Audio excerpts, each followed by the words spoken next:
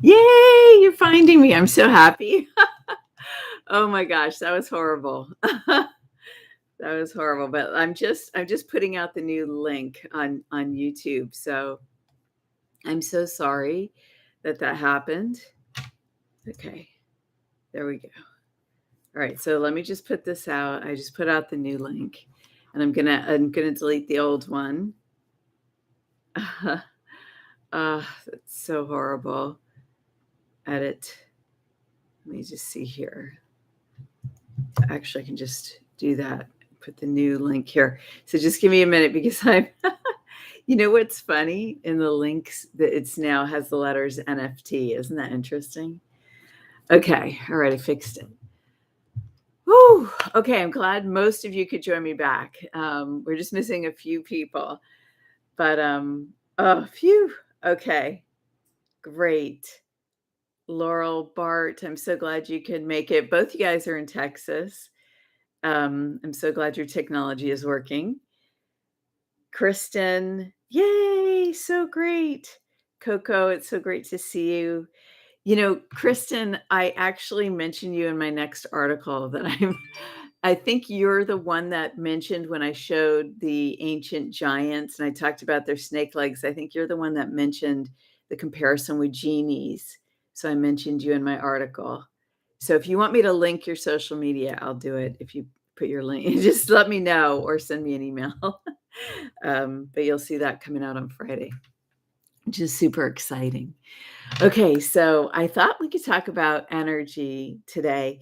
And I've been taking a look at the Schumann charts, and it's it's very exciting to look at the energies that are going on. And it's exciting because that whole set of waves that came in last week came in right in the 3 days before the eclipse. And it's interesting because I've told you that I feel there, that when there are um, moons, full moons or new moons, that there are sometimes what I call moon lines on the chart, which are these dashed lines that tend to go from close to zero all the way down to 40 hertz on the Schumann Resonance chart. And I've really been thinking about, um, this other parts of the solar system and, to what extent they might have an effect on the Schumann chart and whether it's noticeable. And when it comes to big planets making alignments, we do sometimes see it. It's amazing. Even at the first entry of Pluto into Aquarius, we saw um, a specific line within hours, I believe it was, of that on the Schumann chart. So it's interesting to me that this energy came in last week, basically sort of maybe end of Thursday, then Friday, Saturday. And it came in right before the eclipse, which was on Saturday afternoon and the full moon. And the eclipse is, of course, was a partial lunar eclipse. So I'm tracking that energy. That's what I wanted to say. Now it's really interesting because, and I'm going to draw you guys pictures, okay? Today on this live stream. So in the last set of waves that occurred on Saturday, it's interesting because I saw I saw people standing, but it's interesting because they had a certain shape of head. I'm going to show you. And I have a whole Substack coming out. It's already scheduled for Friday morning on this. And all subscribers will get my analysis of the chart. But then for the paid subscribers, I basically have like a much more detailed overview where I go into I like expanded the images and took a look at them. And it's interesting because I'm just going to show you that the bodies were the bodies on the chart were had heads like this. Okay, so they were very oval and long. And so what I'm calling them is the cone heads. And I think that, I think that we tell ourselves stories on the Schumann resonance because I view the Schumann resonance as a reflection of human consciousness. And I do that for more than one reason. Now, it's the most obvious thing is that the brain waves of human beings are between 0 and 40 hertz. And the four resonances that show on the Schumann resonance chart of the space observing system are between 0 and 40 hertz. Now, there are resonances higher than that, and the space observing system doesn't track those to our knowledge. And it's interesting because when I did the research on brainwaves, what I found was that scientists do not understand how humans generate brainwaves at 40 hertz. It's something about how our neurons work, and that they don't understand how we'd be able to have that capability. Well, if there are Schumann resonances that are higher than 40 hertz, which there are a couple at least, um, and they're a reflection of human consciousness, that would also imply that we may have other brainwave levels that we don't know about, aren't tracked, are not yet discovered, or maybe they've been discovered in what I call private or elite science.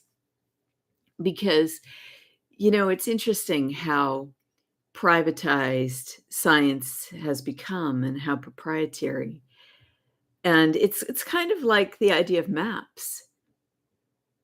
I don't know if you know this, but maps used to be, they used to be a matter of, I'm just going to call it national security. Like maps were kept very close to the vest. They were used by specific individuals and kings, had access to them, but it was a strategic advantage to have a map of territory. Now today, with GPS available on our mobile phones, literally sitting in the car, you could literally look at the details of streets on the other side of the planet. Well, maps are no longer have that strategic edge, that territorial or war edge, right? To fight over territory the way that they did hundreds of years ago. Um, so so it's interesting because NASA used to publish the Schumann resonance and it doesn't anymore. And Space Observing System publishes it, as does somewhere in Ukraine and this group in Italy. And I think there's one in Hungary now. But it's just always been very interesting to me that there's nowhere in the West where you can get it publicly. And to me, well, there's the Heart Math Institute, but their thumbnails are like this. I'd say they're like this big if I put this little thing up here. So the pixels on the thumbnails for each one are, you cannot really look at the image.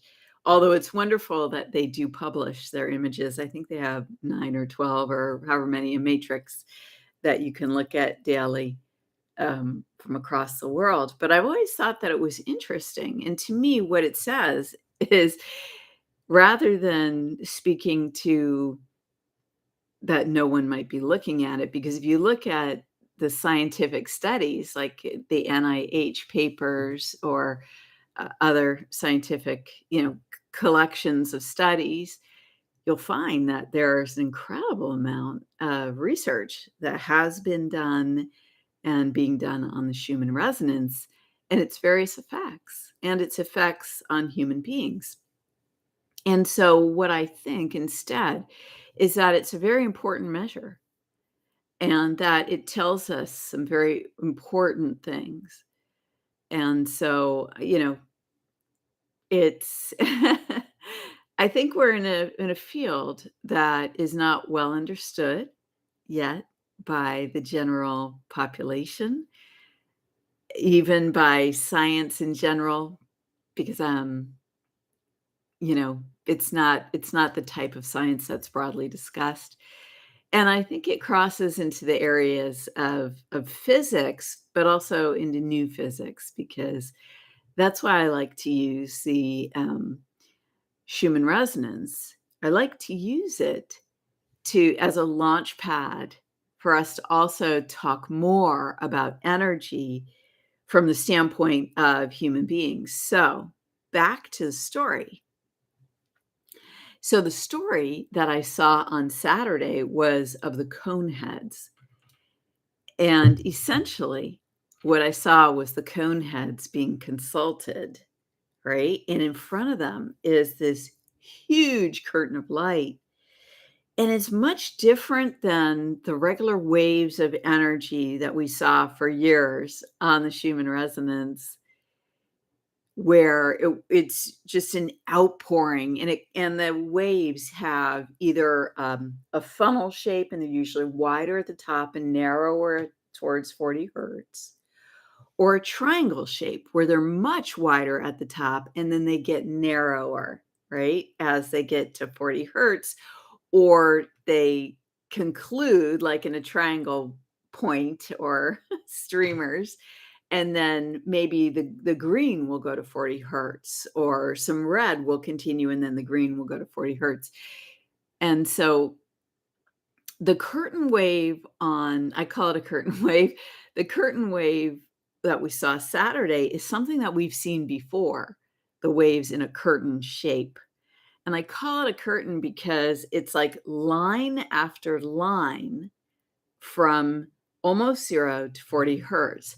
And then it's literally for like 14 hours or something like that, or a day, or however long it lasted. And so here's the thing. If you imagine yourself, I'm just thinking about the Indiana Jones movies, and when he has to go through, usually he has to go through so many challenges in his movies to get to the Grail, for example. I'm thinking about that movie right now.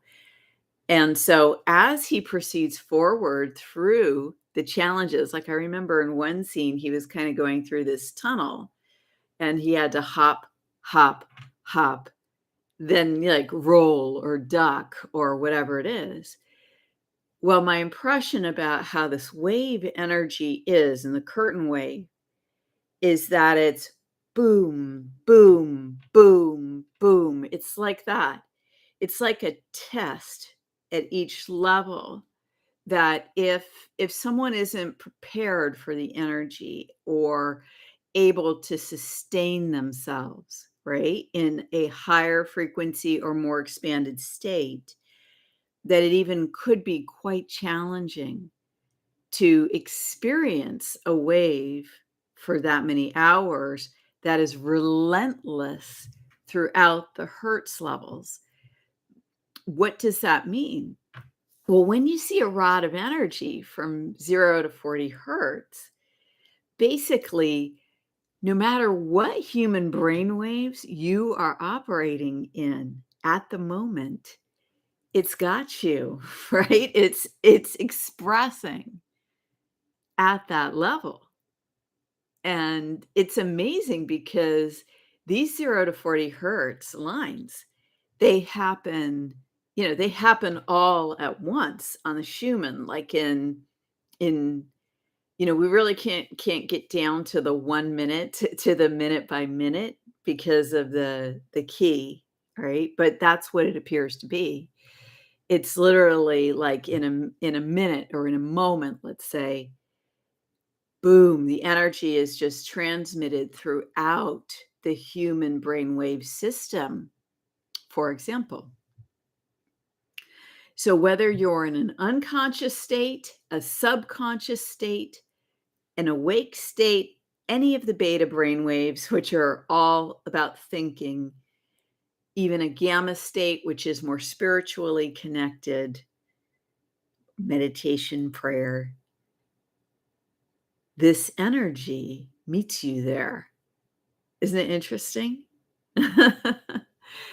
And so the white resonance, if it is a more expanded state of energy, and if it does represent the divinity that sort of backs us up, that is our life force, that sustains us as living human beings and living souls in human form, the human spirit,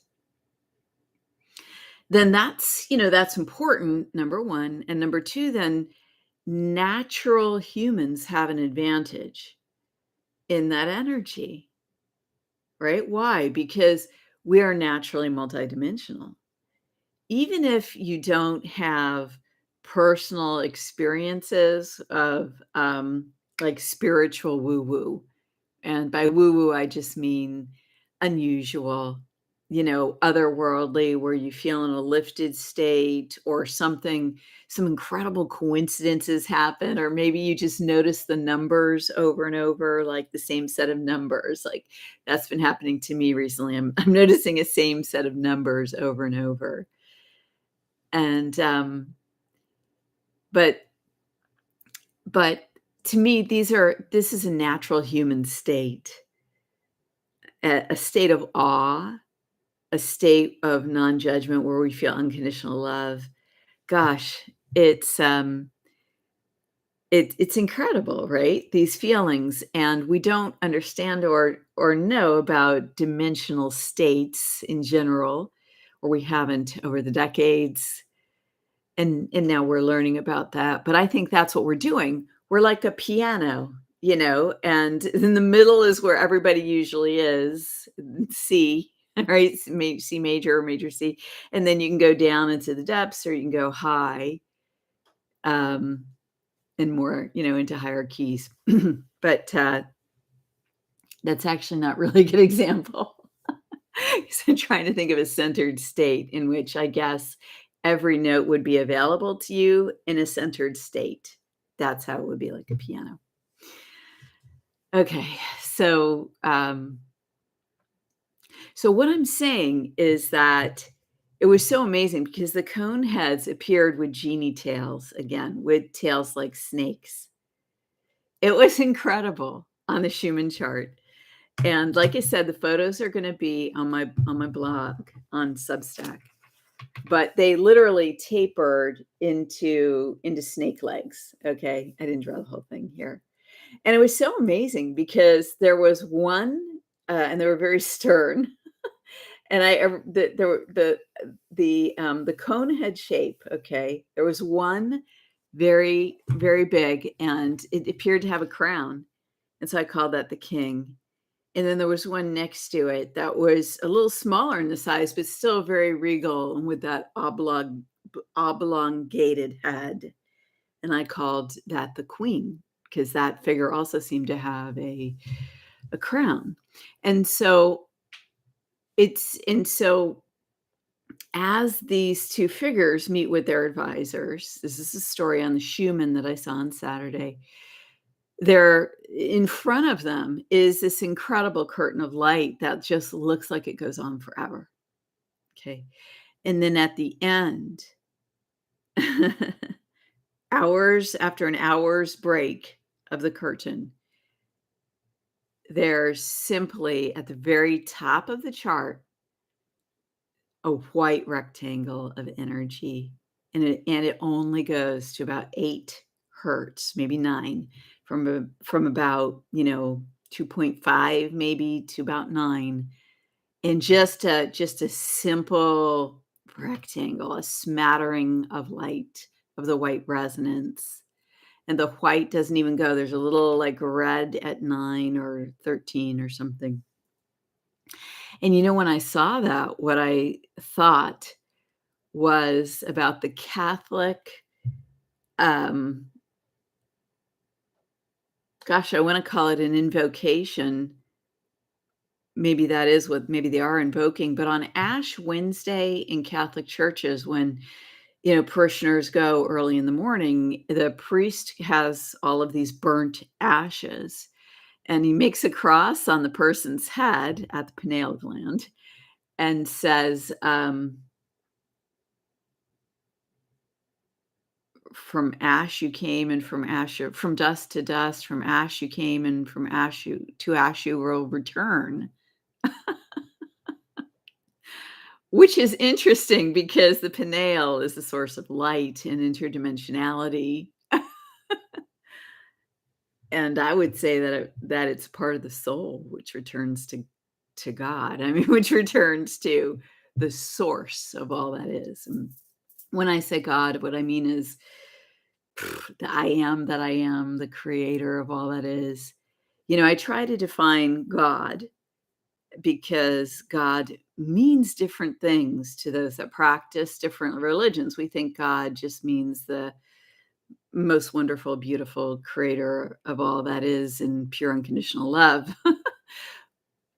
until we realize that not everyone practices honoring a God that is that. But every time I define God, I see, social media messages distorting what I've said, which is, which is so perfect, right? That's chaos at work. So,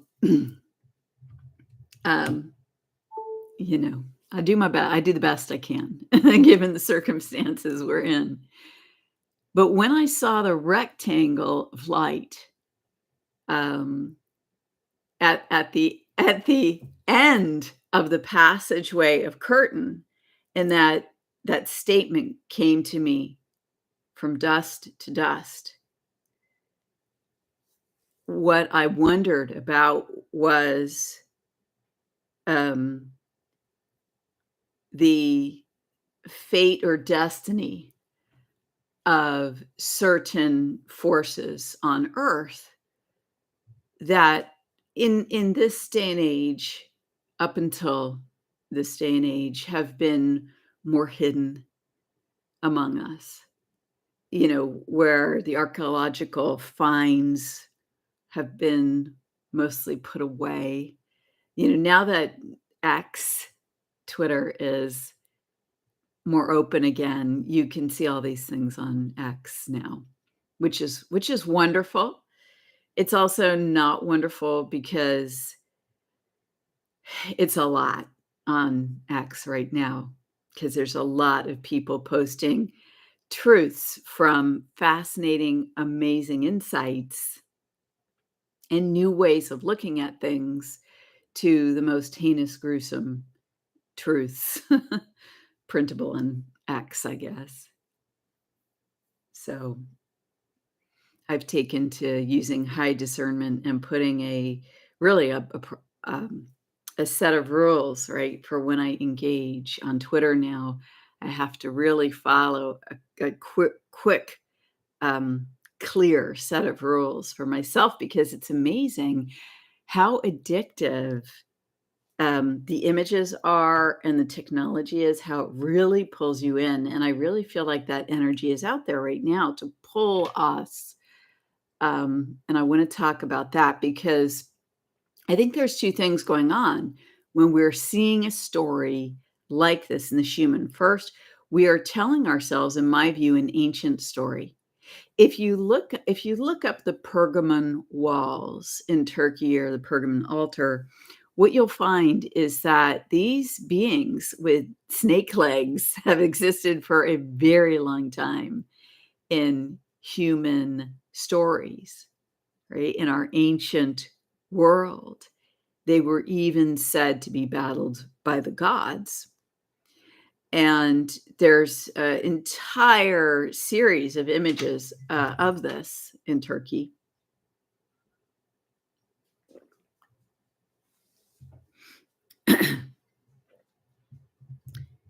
And it's interesting because when I saw on the Schumann from dust to dust, that this energy goes through or attempts to go through the curtain and ends up being just dust, right? Ground to dust, perhaps by the energies or the frequencies.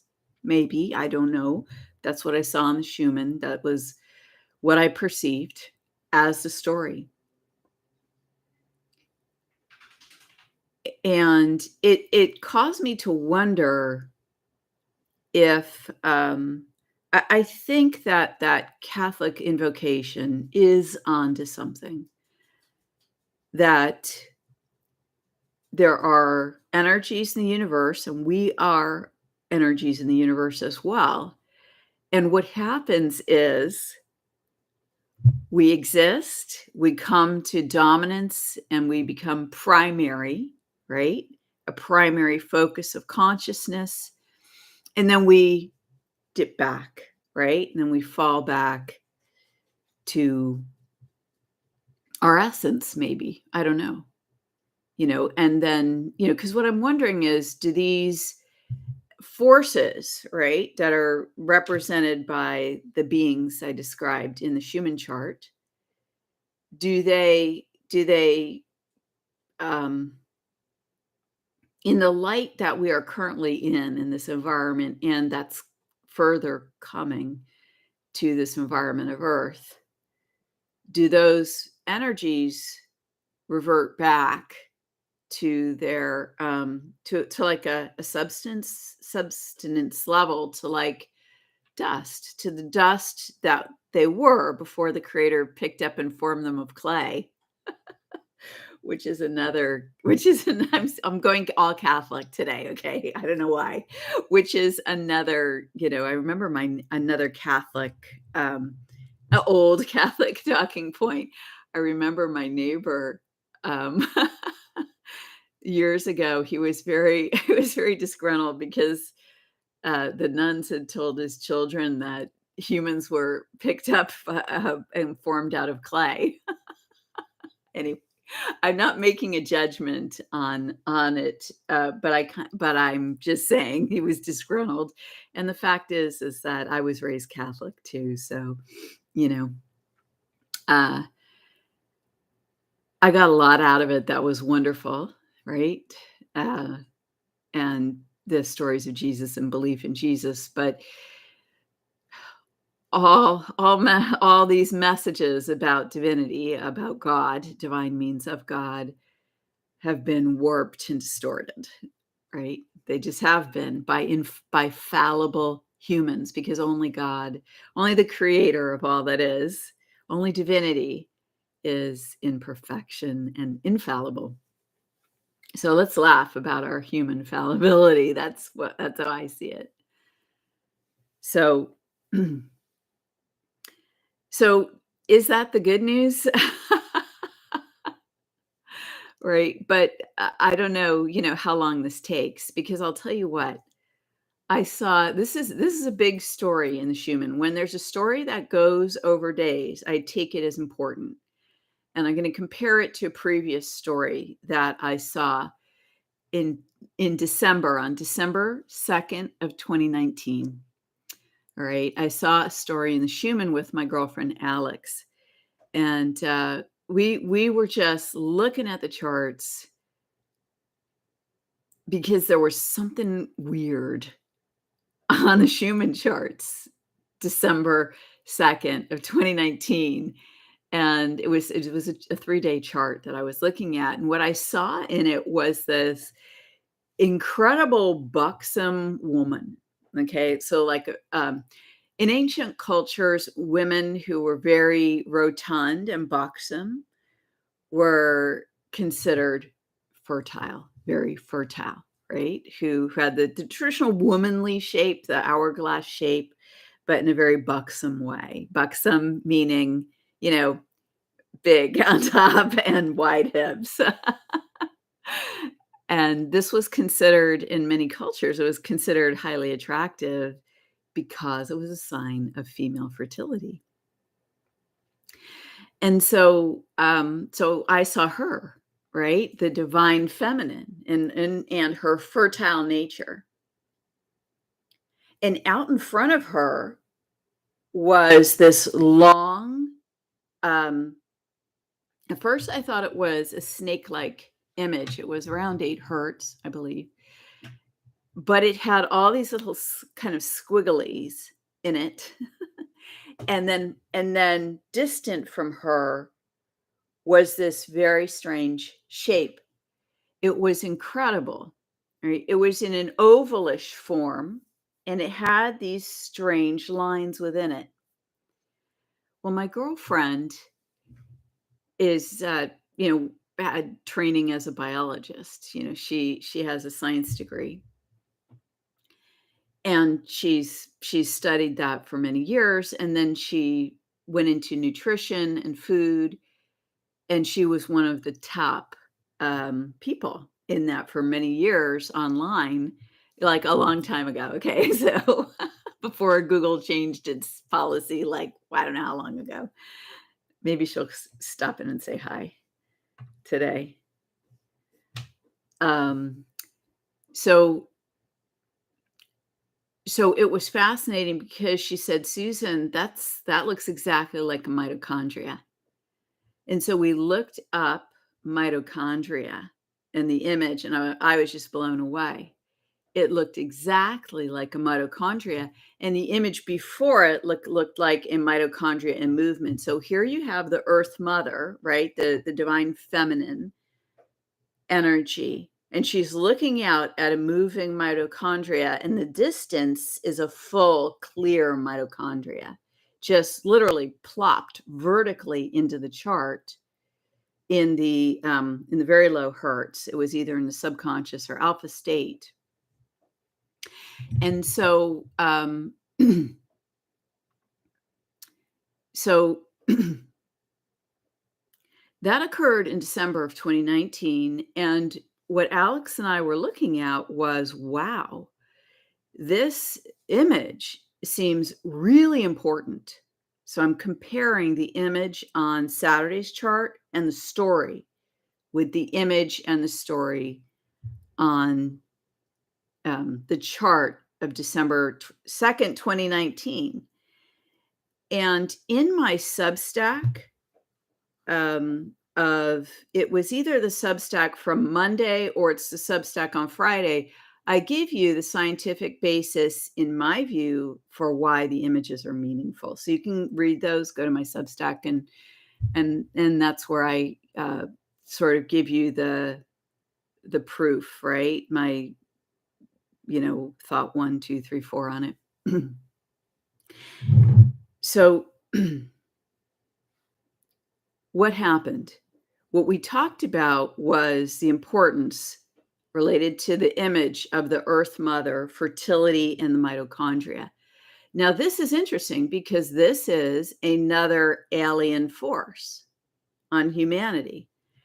And yet, what Alex explained to me was that without the mitochondria, humans would not have been able to be multi-celled with the level of energy to create this human form, system, and capability.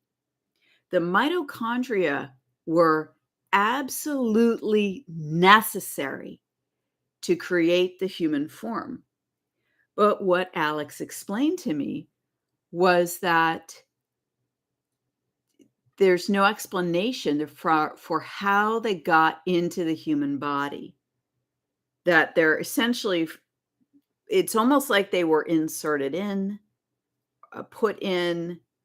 I'm telling, yeah, this is now secondhand from telling the story that she told me, but I have this in my videos. I discuss this in the mitochondria in actually several videos. So if you go to my Rumble channel and look for my videos on where I mention mitochondria, you should find them there.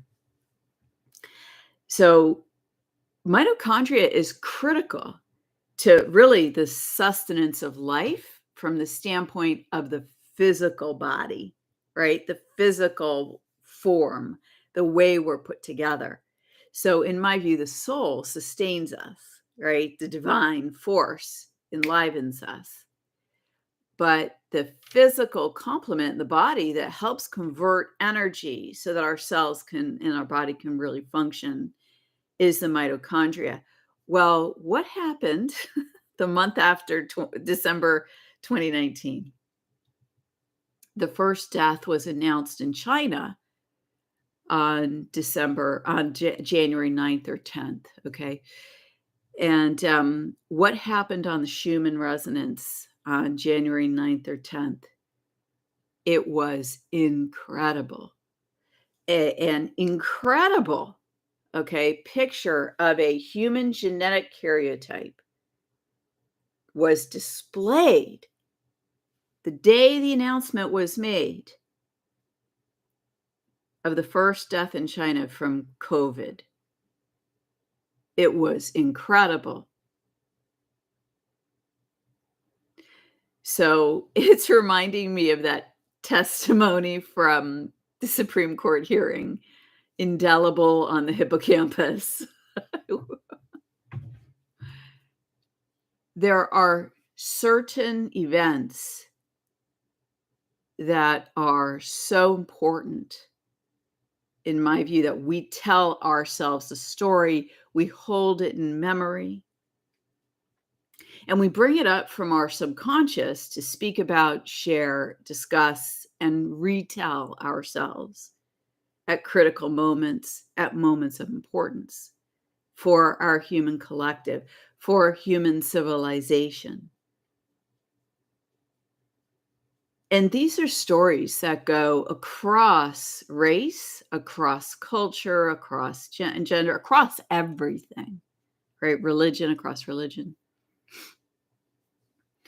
They're about humanity at its essence. And that's what I love about them. That's a fascinating thing about the Schumann Resonance.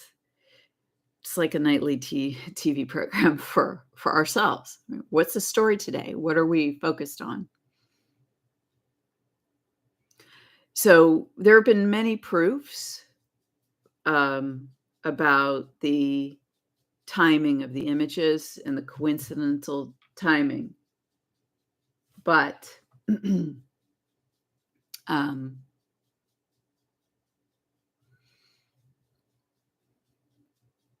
that chart on December 9th or 10th was one of the most amazing. And I've got to tell you something. My mom passed away within about 24 hours of that. You know, I was looking at the chart with my friend Alex in the morning, and we were just stunned looking at the karyotype literally displayed right there in front of us, a human genetic karyotype. And having seen the mitochondria previously, the month before, we knew that this meant something really important. Okay. We knew it meant something really important. And I knew it meant something so important that I didn't even print another video until March or April of that year. Anyway, sometimes divine guidance is, it's like an umbrella over you.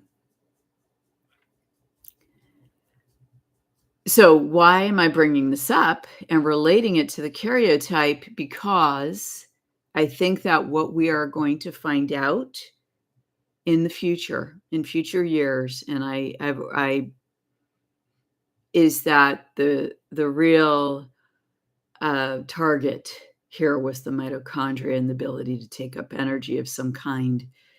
But not being a biological scientist, I can't tell you what that would be all about in the details. But I think that the issues of mitochondria are key here. And we saw the key of the genes, right? The actual genes expressing certain things. I'm not going to say it here, but many of you remember it because you've emailed me over the months.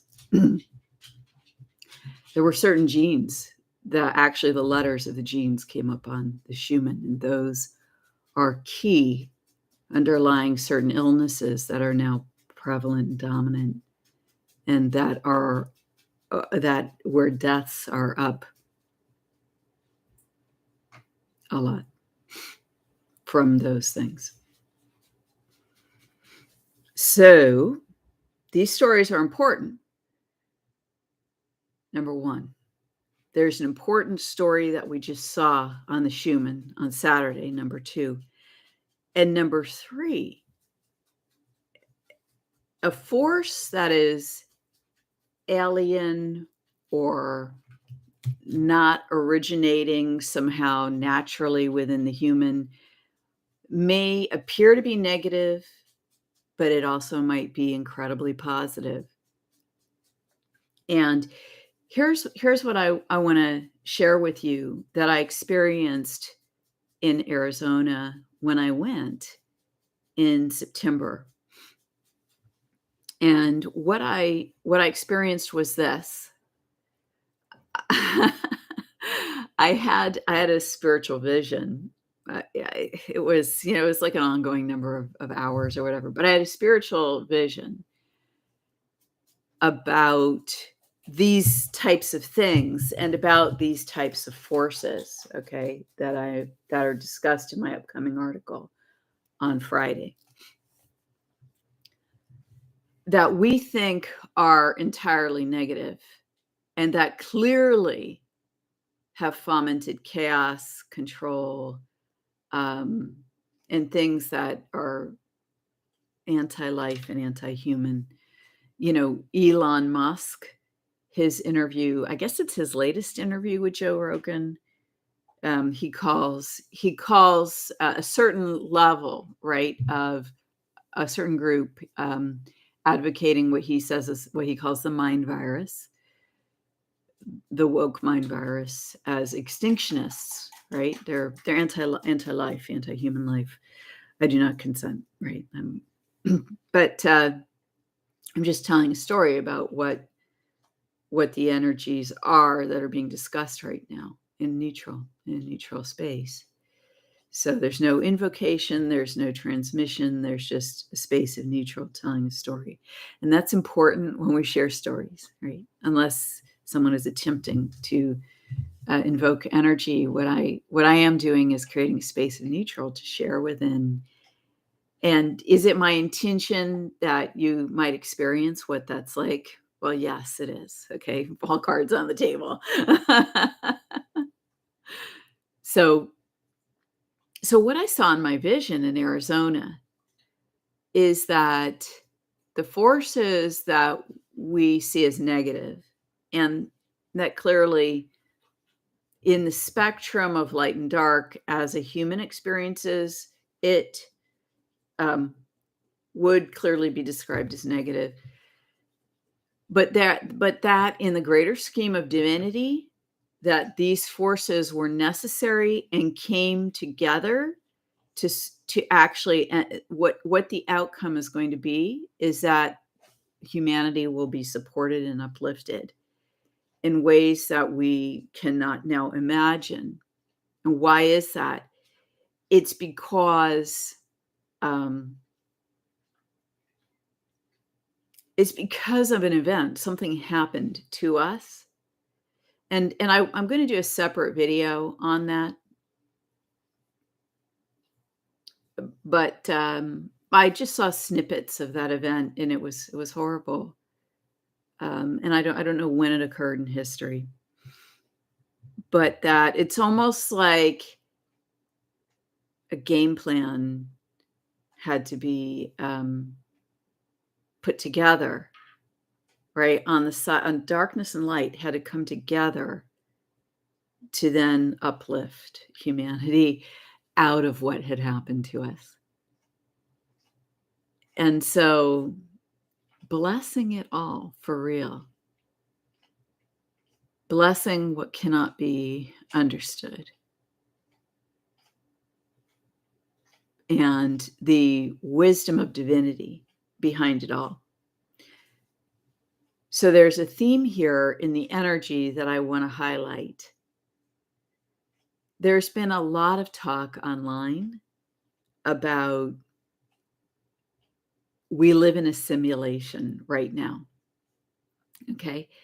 it's all over social media. And on the one hand, I think it's great that this is coming out in a very big way to be discussed, because to raise up ideas, it doesn't matter whether they're right or wrong or partly a step in the right direction.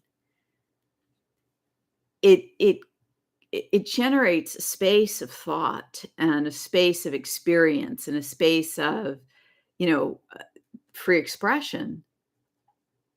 And the ideas that suck are going to fall. And, if it's a truly open space, and the ideas that are elevated are going to rise. But then there's manipulations and parasitism. So, you know, but the idea that's being expressed, that Earth is a simulation and that life is a simulation, or that your life is a simulation, is all over social media at the moment. Now, coming with that, you know, if you're you're a living human being experiencing your 60-second or less explanation about how your life is a simulation, it's interesting, because what are you left with having seen that simulation information, right?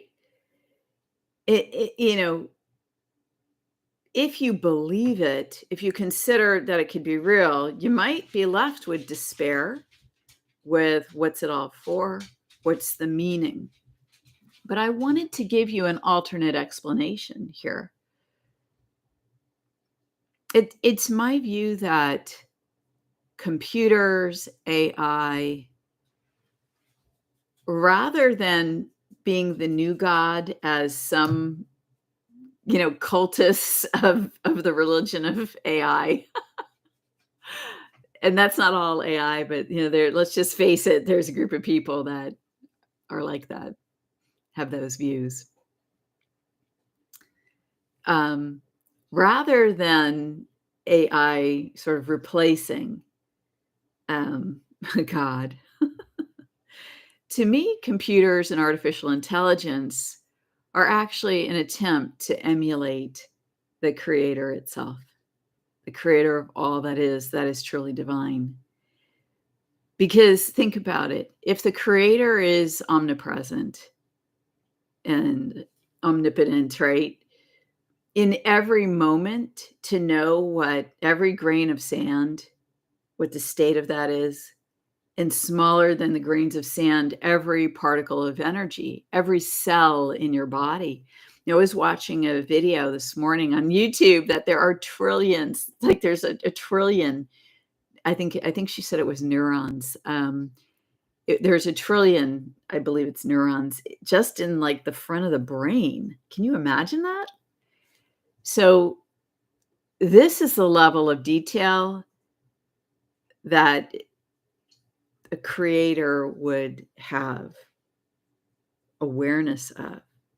It when you try to think about that, it's mind-boggling. And not only the awareness of what the smallest cell is doing, but the interrelationships within all cells, the smallest piece of energy, and the interrelationships between all the other energies in the universe or universes, the the smallest life on Earth, the youngest form on Earth, and its relationship with all other life forms. Every human, and that human's relationship with all other humans, and to know in the moment. And as a living human, you've had coincidences in your life that are not explainable, right? It's amazing the experiences that we can have, the spiritual experiences, the ways that, we have beauty out of ashes, that's created in our lives. And so to me, anyone thinking about that might think, how can I generate something in life that would emulate it, really almost in an honoring way of the creator itself. I don't see how anything or anyone could create a computer that's as amazing as the living force of divinity itself. And so whether or not this is a simulation does not matter. The living force of divinity within each of us sustains this, this body, this life, who I am, who you are. And I can love. In this body, I can love. I can experience communion with the divine. And so if the body is the temple of the soul, would saying that life is a simulation be the modern day way of saying temple of the soul? Sustained by the life force itself of the soul that you are, the living flame of the spark of creator, of the living God, that that is in you, the trifold flame in the heart, right? It's pretty amazing. So I wanted to comment on the simulation aspect before we go to the next thing. And I wanted to just share about energy.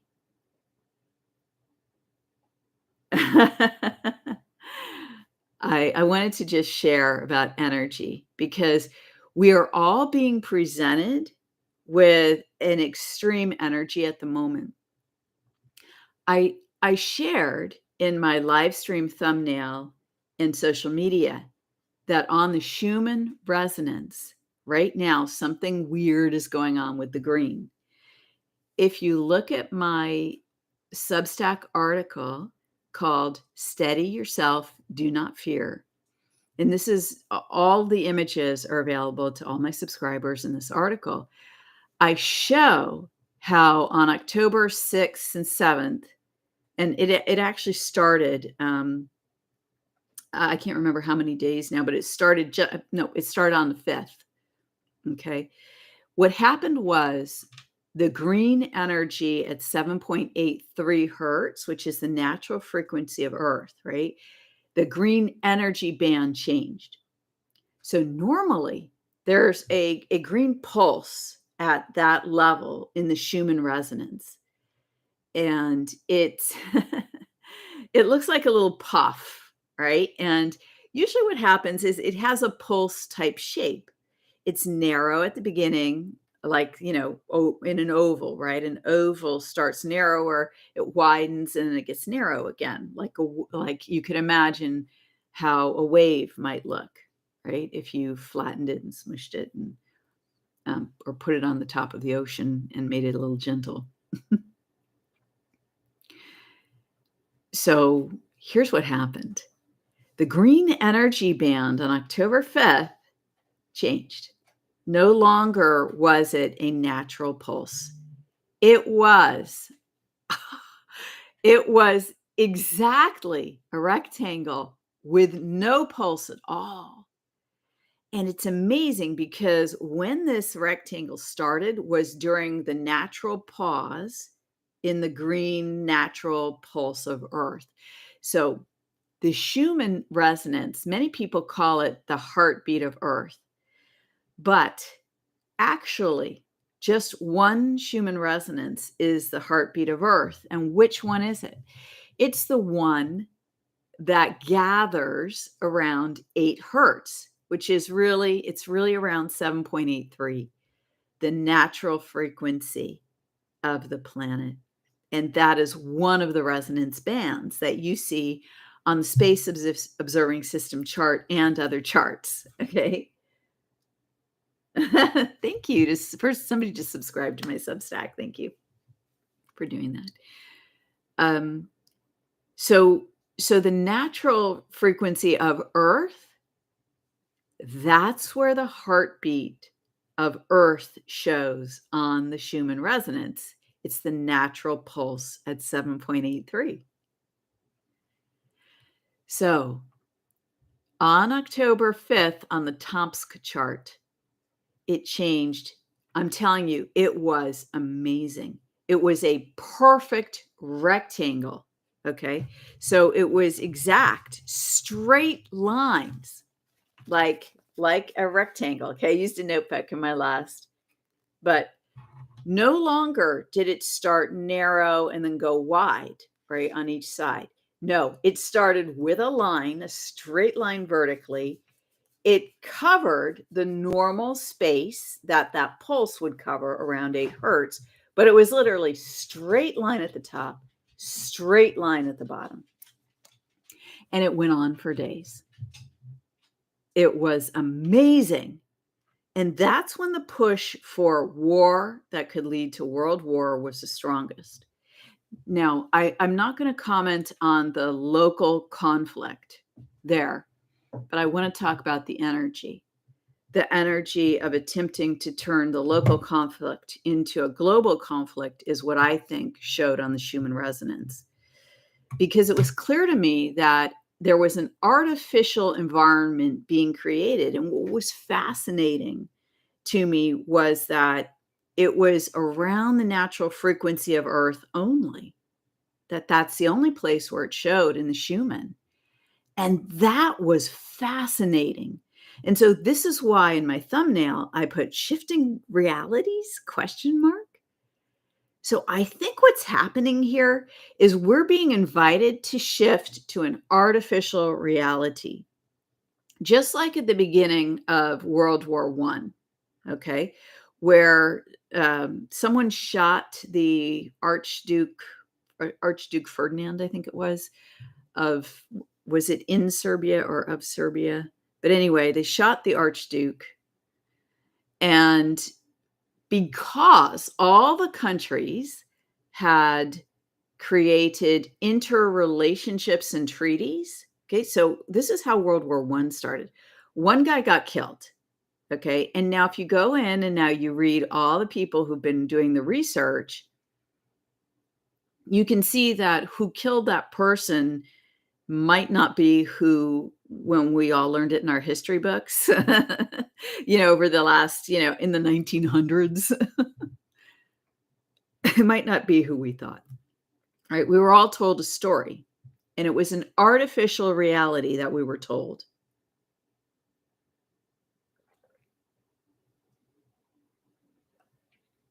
We were told an artificial narrative to get us to support the war, to get people to volunteer to fight in the war and to fight essentially their brothers, right?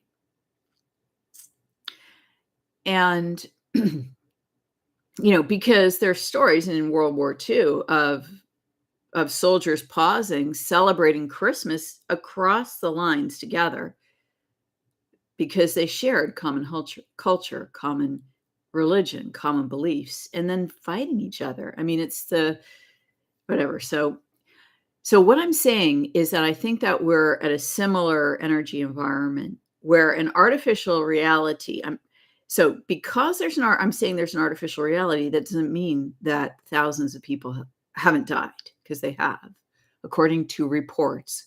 Okay. And I don't know the details, and I don't want to get into it because this isn't a political. My purpose here is to discuss, how do we handle these energies? How do we live in this environment, make clear, conscious choices, support your highest good unfolding, stay connected with God, stay connected with your own soul, with the living flame of divinity, with the creator, with your creator, right? How do we keep that connection? How do we stay steady in the storm? How do we face the fears that are being thrown at us? How do we keep ourselves from going into uncontrollable anger that can result in poor decisions, can result in, uh, uh, from poor decisions in one's life to wars between nations, wars between brothers, that are maybe unnecessary. Because what happened in World War I was because someone from supposedly from one country shot someone from another country, everybody alive, and they just happened to be from the two opposite ends of the pact, right? The two opposite pacts that were made. And so every country and every, that had signed the pact just ended up fighting the others. Well, wasn't that the perfect setup? So it was the perfect setup to get everyone in one side and everyone on the other to have a force of division and get everyone to fight each other. I'm just talking about the energy mechanics. I'm not making a judgment on who was right and who was wrong and all that, the political details. But so here's the thing, as we go back and we learn about the truths of things, we uncover information that would have been good to know at the beginning, where we could have made a clear decision. But when our thoughts are clouded by illusion, misinformation, disinformation, when our emotions are clouded by terror, by fear, and by anger and rage, then we cannot do those things. And so I feel that it would behoove us, if some of us could stay steady in the storm, if some of us could stay centered, if some of us could stay clear thinking, if some of us could stay calm emotionally, if some of us could be at 0 point in energy, in the center, fully connected with the divinity that we are, if some of us could be in prayer, connected with God, if some of us could maintain a meditative state, living day to day, despite the external environment we're being presented with, but stay in that meditative state, in a state of centeredness, wouldn't that be beneficial? Because, scientific studies have been done. They've been discussed many times by people who give talks like myself. And I'm sure you've all seen many videos that, scientific studies showed meaningful decrease in violence in areas where people were praying for those in that area. So, would it be in our national security to pray for those in the conflict areas, to meditate and intend peace, calm, the highest good in alignment with divine will? In my view, that's a statement that I make because as a living human, I don't know what the answers are. And in an area with thousands and thousands of years of history, I don't know enough of the details to be able to say this construct any kind of solution, okay? But I know that divinity can, and divinity can inspire people there to come to a resolution, to foment peace. Like, it's really interesting to me.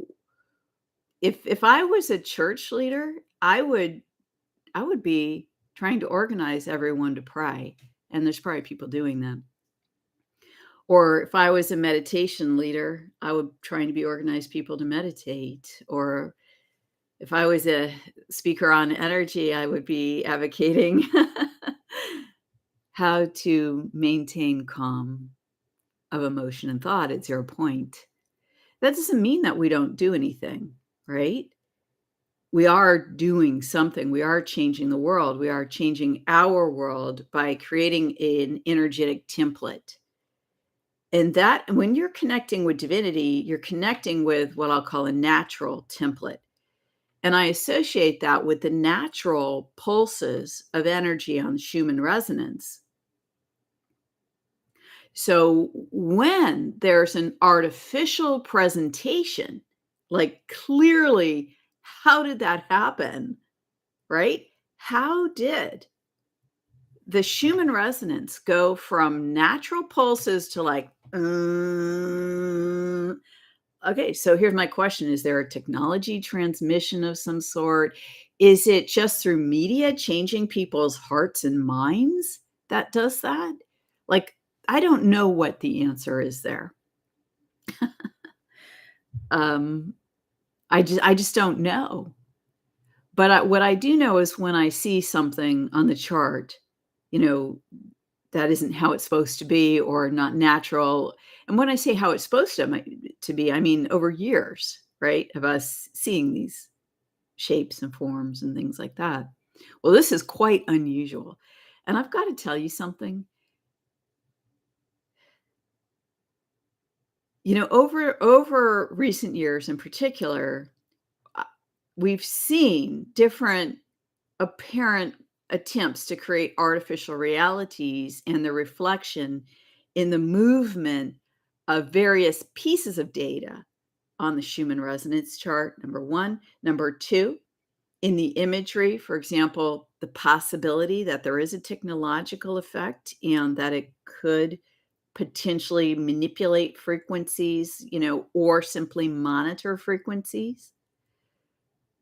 Number three, in the actual images themselves, when a distortion presents, such as I've just described. So these three, you know, sets of observations, um, together show me different ways in which it appears there's been attempts to manipulate, human brain waves, is what I would say, right? Because if the Schumann is a reflection of human brain waves from 0 to 40 hertz, and human brain waves were being manipulated on a mass level, then we might see that reflected in the Schumann resonance. It's really interesting because when everybody was getting the, in the arm, um, I'm just, yeah, when everybody was getting that in the arm, and since I had done all the reading, I'd done a lot of reading through 2020 or 2021 on what was being developed, and I knew that it was a gene therapy, and I thought, wow, I wonder if that's going to affect, is that gonna affect, like, the thinking of human beings? Or, I mean, I just don't know. I think these are unexplored areas that it would be wonderful if science explored them, if scientists started to do, comparisons between, like, thought processes, emotional states of this, because if genes are expressing differently, what does it mean for what we are as a living human? Like, what does that mean? This is a pretty potent question. So it's interesting because I've seen articles on strange animal attacks recently. Over the past year, maybe a little more, maybe 2 years, um, we've seen news stories. Okay, so I'm assuming that they're true because we know there's a lot of untruth out there, uh, of attacks by animals that normally wouldn't have attacked humans in that situation. And the most recent one I heard from an actual living person, okay, so I know it happened, was telling me a story about someone they knew whose dog suddenly turned against them and became very aggressive towards them and became even attacking them. And it wasn't like a breed where you would expect that, okay? Not where you expect. I don't want people to comment on this. All right, that's not what I meant to say. What I meant to say was it wasn't a breed where throughout many, many, many years, there have been stories of sudden attacks irregularly related to that breed. Okay. I mean, that's just a fact. Okay. If you try to rent apartments, you'll see that there are, and if you try to get insurance for your home, there are certain breeds that insurance companies or rental companies or home insurance companies, they might charge you more if you have that breed, or they might not even give you a policy if you have that breed, or you might need supplemental insurance or whatever. But anyway, the story was about a dog that was not that breed. And what the person did was adopted it out to another person And then that wasn't happening. And so my question is, I wonder if something, at a base level about certain people, not everyone, but some people, is being changed to where animals don't recognize those people. Anyway, that's out there in woo-woo, but I think it's something that should be investigated by someone who has the scientific capability to construct that experiment. So this is what I mean by shifting realities. Now, what happened was, after a certain number of days at the beginning of October, the green band went back to its natural pulse. And you notice that the calls for war and world war, it seemed to cool off, right? But then what happened? There have been different times where there's been a push again. No, now a ship is going to be sent, or multiple ships, or, and honestly, if we're only looking at this from media and we do not have reports from people on the ground, then I don't know if we truly know what's happening. Because what media can create is an artificial reality. Now, I'm just speaking to what Elon Musk talked about in his interview with Joe Rogan, I believe it was last night. I don't know if it was, but it's all over Twitter and social media and YouTube this morning. But the mind virus. And what's interesting is he said, transmitted to Earth. It was being transmitted to Earth. I wonder what that meant. Well, I guess he meant that Twitter had a global reach, and that the other social media companies he mentioned have a global reach. That must be what he meant. Right? So if it is a transmission, could it be picked up in something like the Schumann resonances? Could it be picked up by our brains? And then could it be transmitted outward? Again, if we come into alignment with that transmission, either consciously or unconsciously, right? And so that's what I said about shifting reality. That's why I use that byline, because I believe that we're being asked to shift to a reality. And again, in the last few days, you saw the horizontals show up again at the 7.83 Hertz band, the green band level of the resonances, that level, that frequency range. And what you're seeing now, even today, you'll see it on the Schumann resonance. And I'll just put a link to the live charts. Hold on one sec. I'll just put that in here now, because, they changed the page that the charts are on. So here we go. A link. So what you'll see today on the chart, and you know what, I'm going to bring it up right now, because I already looked at it this morning, but I just want to make sure, oh, no. Okay. At first it said this site can't be reached. And I was like, not again. All right. So what you'll see today, is you'll see one long line. So what I'm talking about is half on the chart today and half less. So it's starting to go back to a more natural pulse. So on the first day and a half, you'll see that it's not in the perfect rectangle, but what happened is the green band is literally all day with almost no break, right? There is no break in the green band. It just lightens, right? But it still fills with green the space between all day long pulses. And that's not how it normally it's like pulse for maybe half a day, a quarter of a day at the beginning of more blue and rest, half a day long pulse, a quarter of a day of rest, more blue in the chart at the 7.83 line, or the frequency range, right, of that Schumann band.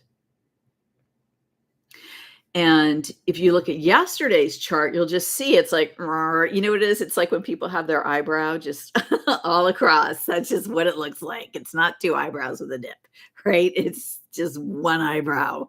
It just looked like one eyebrow across 3 days. So, and there was a rectangle feature to that, right? Especially going back, you know where it occurred? It occurred around the waves of light that we saw that I just talked about earlier in this live stream. And it occurred around where the story, what I'm calling the story of the Coneheads, was on the chart on Saturday's all-day chart, right? The 3 days ending Saturday. And so I believe this is when, right, that artificial reality was being offered to us again. And so there is an external environment, right? And what I want to ask right now is this question: are we at the effect of an external environment, or are we not at the effect of an external environment? I think that this is a really interesting question if we are looking at, I choose to be energetically sovereign, meaning that I choose to embody the soul that I am, the human spirit within me that is of God, of divinity, right, of the creator itself, the spark of the living flame of divinity within. And then I make the declaration that, I serve God with this life, essentially, like with the living life that I live. I choose to align to the best of my ability as a human, which means I'm going to make mistakes, which I can laugh about, or sometimes not. Sometimes it takes, months for me to get to where I can laugh about it, or years, right? Well, we do what we can, right? Because this is a challenging planet. This is a challenging life, even with all the blessings we have still in our Western culture, still challenging, right? Or whatever culture you are in. So I'm just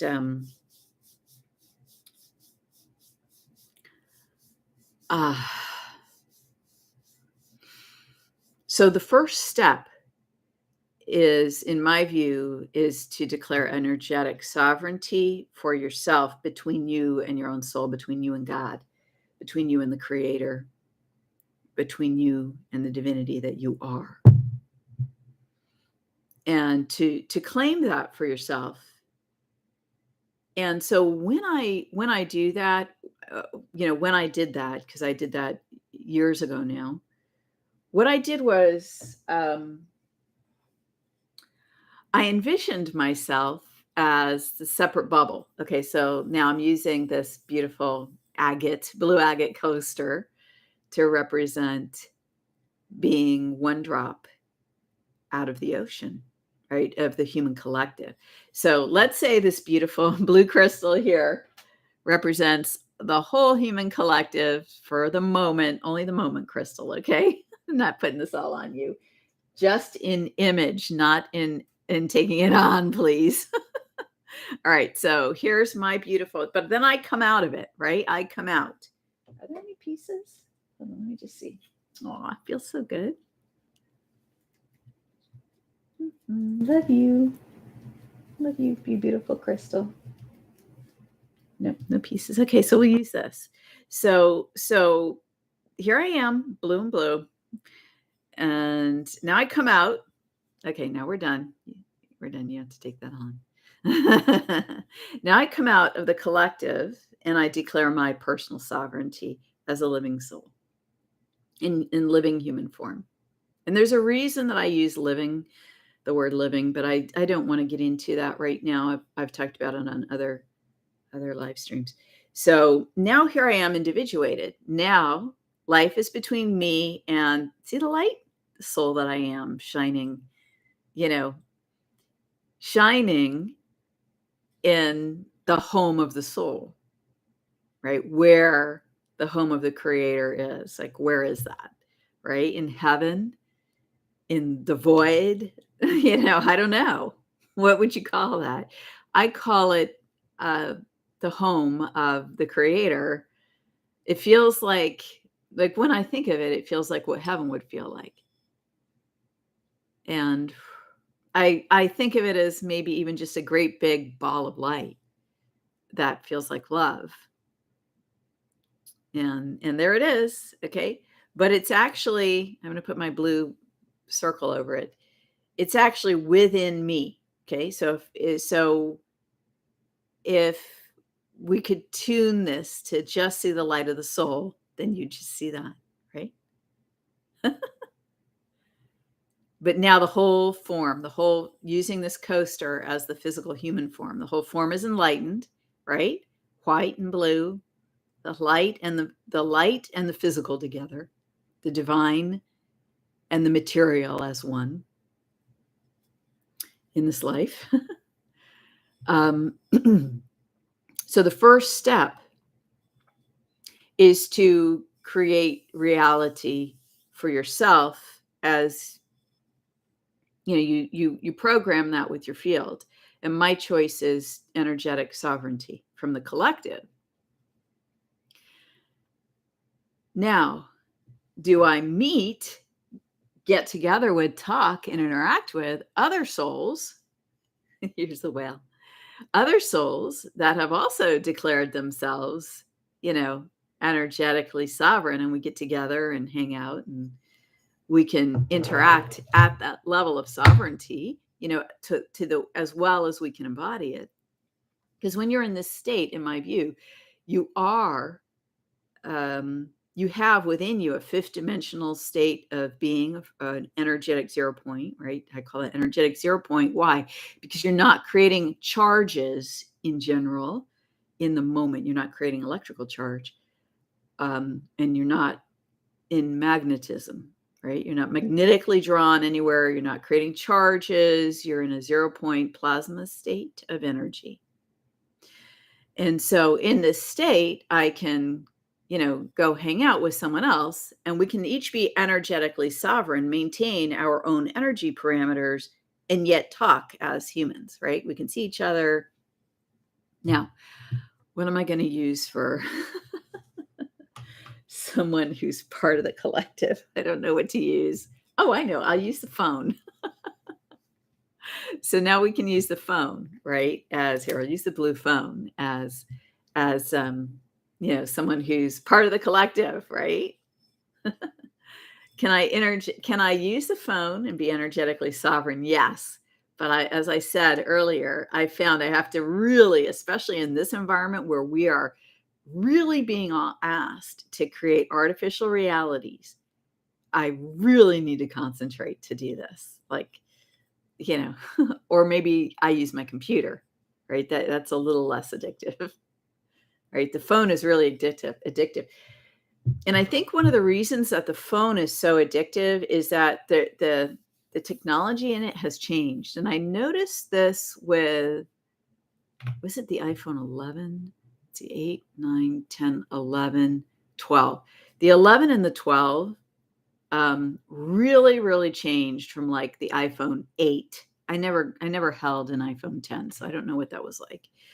But by the time you get to iPhone 12, if you get yourself an iPhone 8 or hold an iPhone 8 or 7 or 6 from someone who has that technology still, where they've plugged it in and it's fully charged to the extent it holds its battery, and you sit there and assess energetically the technology. And then if you get an iPhone, I believe it was with the 11s where I first perceived this, but definitely the 12s, and then you assess that technology, it is very different.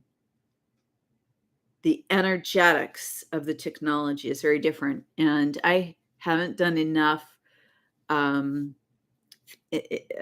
don't have the capability to explain what I'm perceiving yet. But what I perceive is that the 12 is much more engaging with the energy field. Now, Because I live in a place where there's a lot of high technology, um,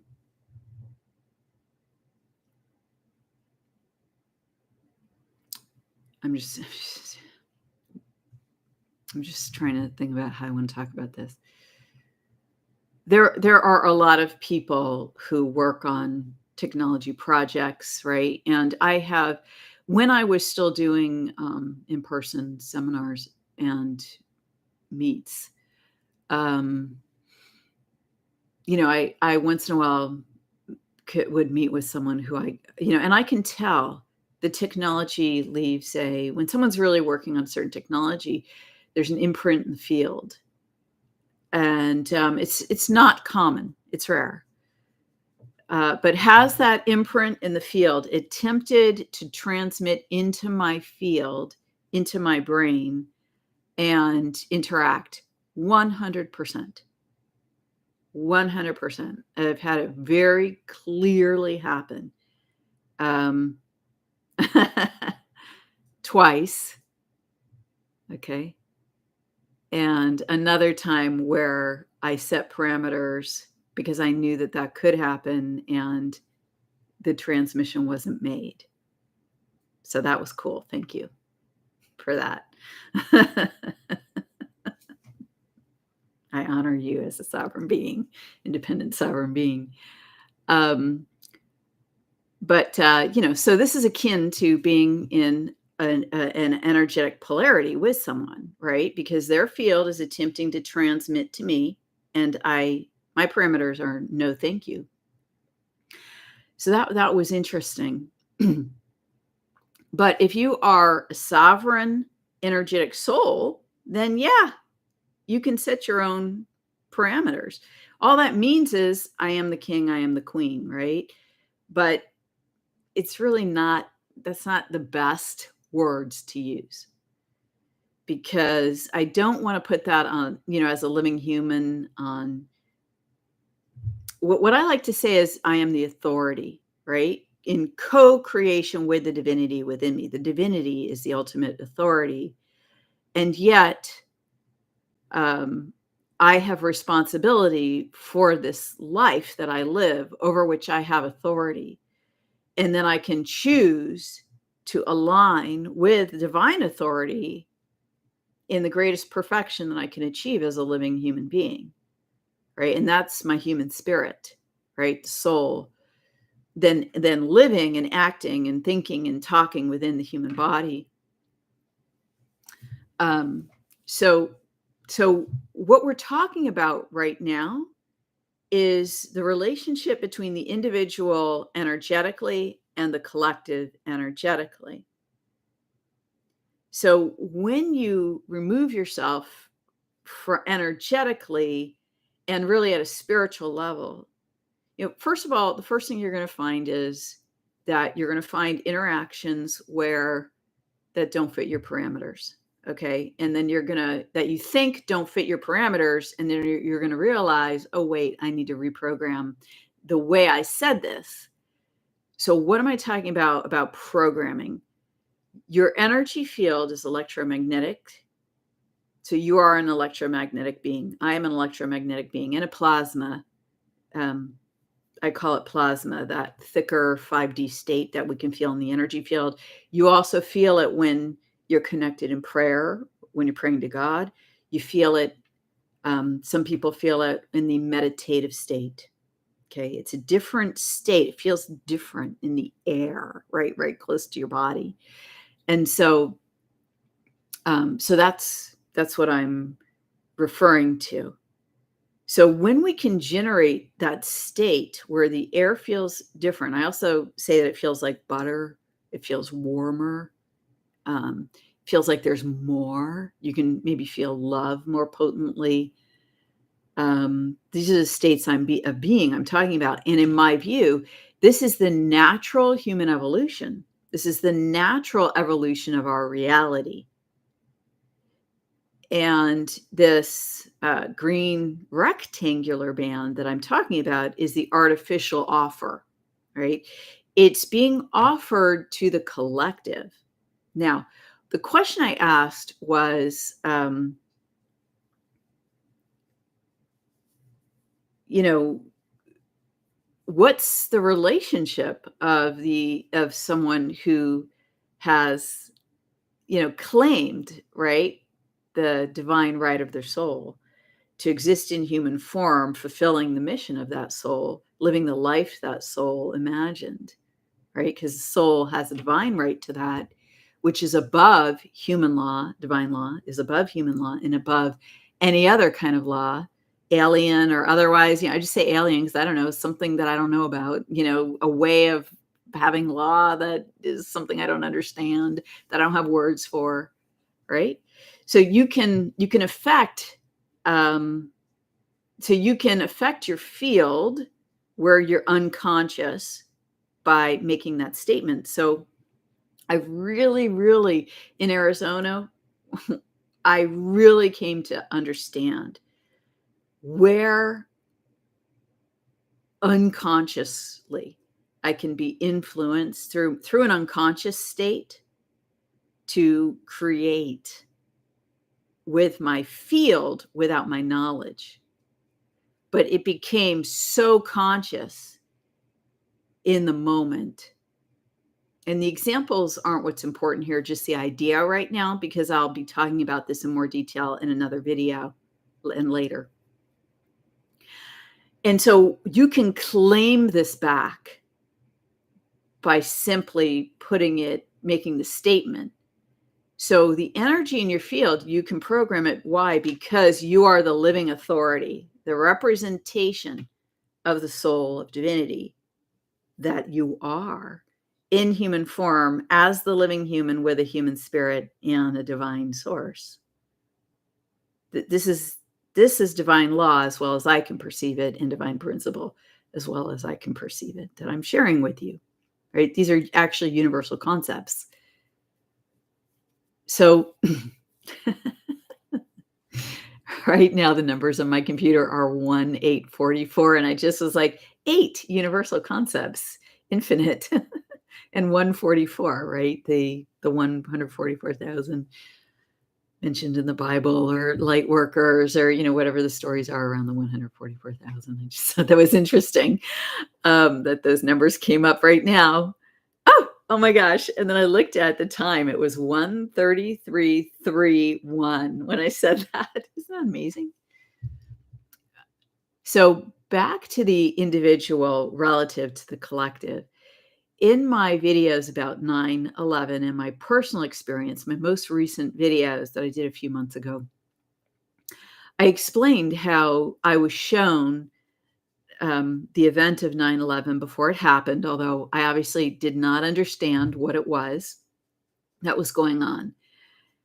But because I was given a precognitive dream, I was able to make the conscious choice not to go to New York.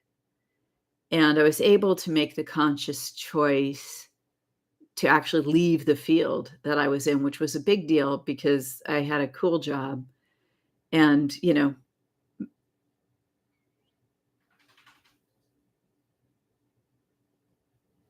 it was sad to leave, but on the other hand, I did not want to be in New York when the chunks of buildings were falling from the sky, because that's what I experienced in my dream.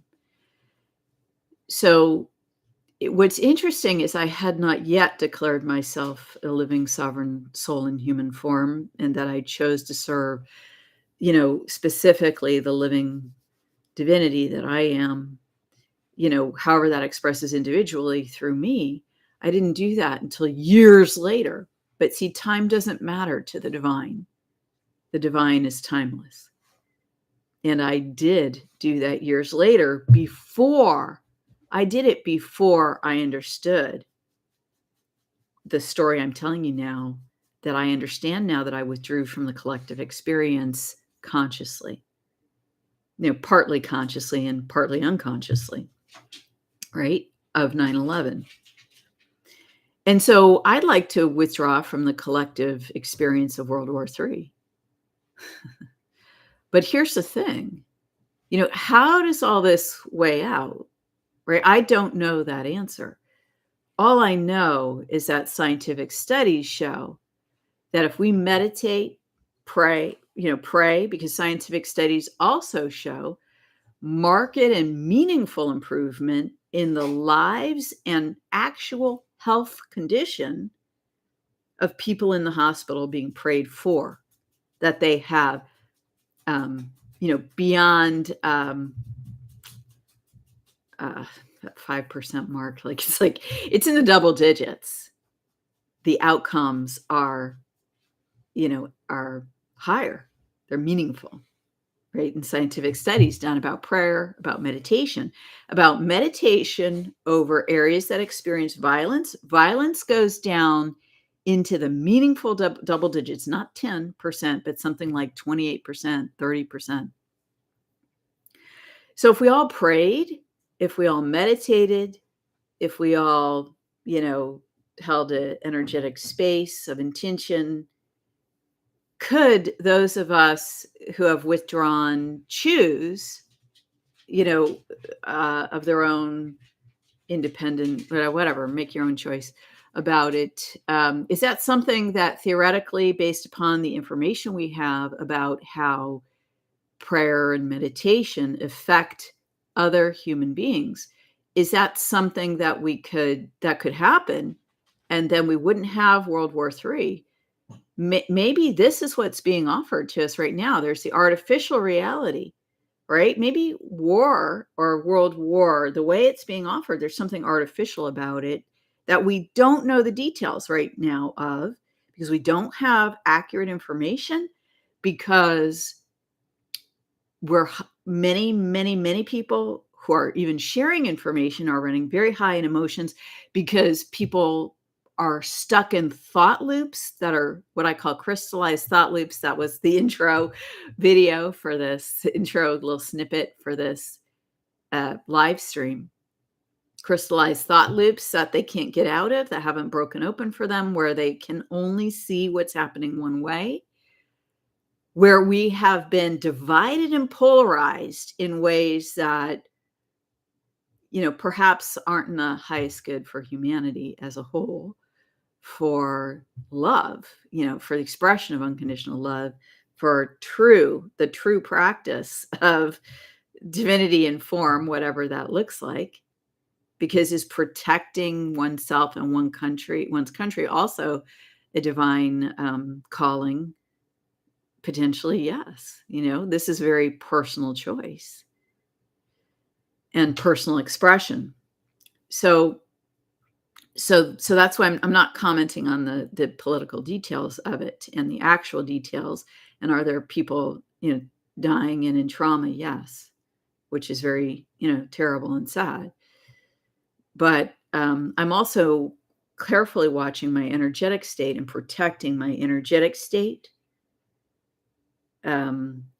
And one of the ways you can do this when you engage or interact with technology to access information, like using your phone, using your computer, reading newspapers, even on print, is that you can put a layer of energy. You can do this because you're a living soul in human form. I just put a layer of energy over the technology, and then I invoke divine will. So I actually use blue because that's the color of divine protection and security. It's Archangel Michael. And the archangel that represents divine will. And I put that over the phone or over the computer. I completely wrap it. And then I program that layer of energy that I've placed over a newspaper between me and reading, between me and, I wrap the technology, whether it's a phone or a computer or whatever. And that includes the transmissions through Wi-Fi, right? And my reception and transmission back and forth with the technology. So when I do the program, I do it for all of that. See how powerful you are as a living human, that you can do this for yourself, right? Because the divine source within you has the authority to program electromagnetics for you, of yourself and your environment. Your tools that you're using to serve your purpose, to serve your life, right? Now, that is the true explanation of what living in poverty is And the person that I learned this from was Richard Blum, and he, it is a book that he wrote, and he actually was quoting someone else, but I don't remember who that person is that he was quoting in his book. But what Richard Blum talked about was that the definition and the understanding of living in poverty as a spiritual, as a way to spiritually elevate oneself has been significantly distorted, right? And the most clearest distortion of that would be the monks who live in with no physical and material or limited physical and material means. But what Richard Blum explained, I thought this was really interesting, was that you can use anything, but you don't overuse it. You don't hoard it, right? But in the moment, you have access and you are, the creator has given us this amazing world, amazing products and other things have been created. And we're allowed to use those. Like, this is part of our environment. Like, why would you go into Minecraft and not put stuff in your, chest? Why would you just leave it there? Right? You could put it in the toolbox as long as you're not harming others. That's the thing, right? Do no harm. That's expressed various ways in various religions. But that's also a relative perception. Ultimately, in my view, divine principle is to align with divine will through you. And then whatever expresses is turned to the highest good, however that looks in the moment. So it's only when we are able to act in that way that we have a state of being where we're not creating energy streamers, hooking onto others or allowing them to hook onto us, where we're not creating karma. We're just living free. And that's the ultimate definition of freedom, in my view, is perfect, pure, energetic freedom. But yet I don't want to, as a human, I don't want to live like by myself in an igloo in a remote location with no one around for 1,000 miles. I like interacting with human community, human society. I mean, we are collective physically, we're collective beings. And surely COVID showed this to us. I mean, if you experience the lockdowns where you didn't or weren't able to interact with very many people, and then you were supposed to stay 6 feet apart, right? It's really interesting because 6 feet is the transmission length for Wi-Fi, or that used to be the transmission length for Wi-Fi. I don't know if it still is or if it's longer or shorter, depending on how technology changes. But let's just say transmission length for Wi-Fi. Well, what's the transmission length for the human energy field? Like, at 6 feet away from me, can you really sense me? Especially if you don't have skills, right? If you haven't been practicing your whole life, you're not naturally sensitive. You're just a human living a more physically focused life, which is also, a spiritual way to live, right? Just living is spiritual in nature, in my view. But can we feel each other? Can we transmit between the fields? Because I know that the first party that I went to after, and everybody was hugging each other and everybody was in close quarters, I'll just say. It was like my energy field was like, it was like a vacuum had been created of, I need to be around humans. I need to be around people's bodies and energy fields. And when I got to this celebration, it was like all of us were just exchanging, and there were all people who were sort of into this whole spiritual topic for the most part, or were alternative and practitioners of chiropractic or massage or musicians, or I mean, they were all well, there were some scientists there, but anyway, who work in like alternative energy stuff. I don't. Yeah. So basically, it's like all of our fields were just like we were exchanging information at like super rapid rates. And it was wonderful, and it was tangible evidence for me of, did I know I had an energy field and think that it interacted with others? Yes. But to feel that, like, that was amazing, you know?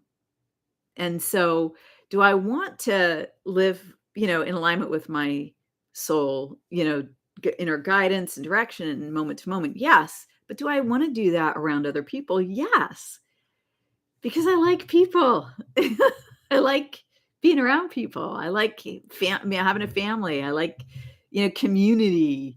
I like, you know, extended family.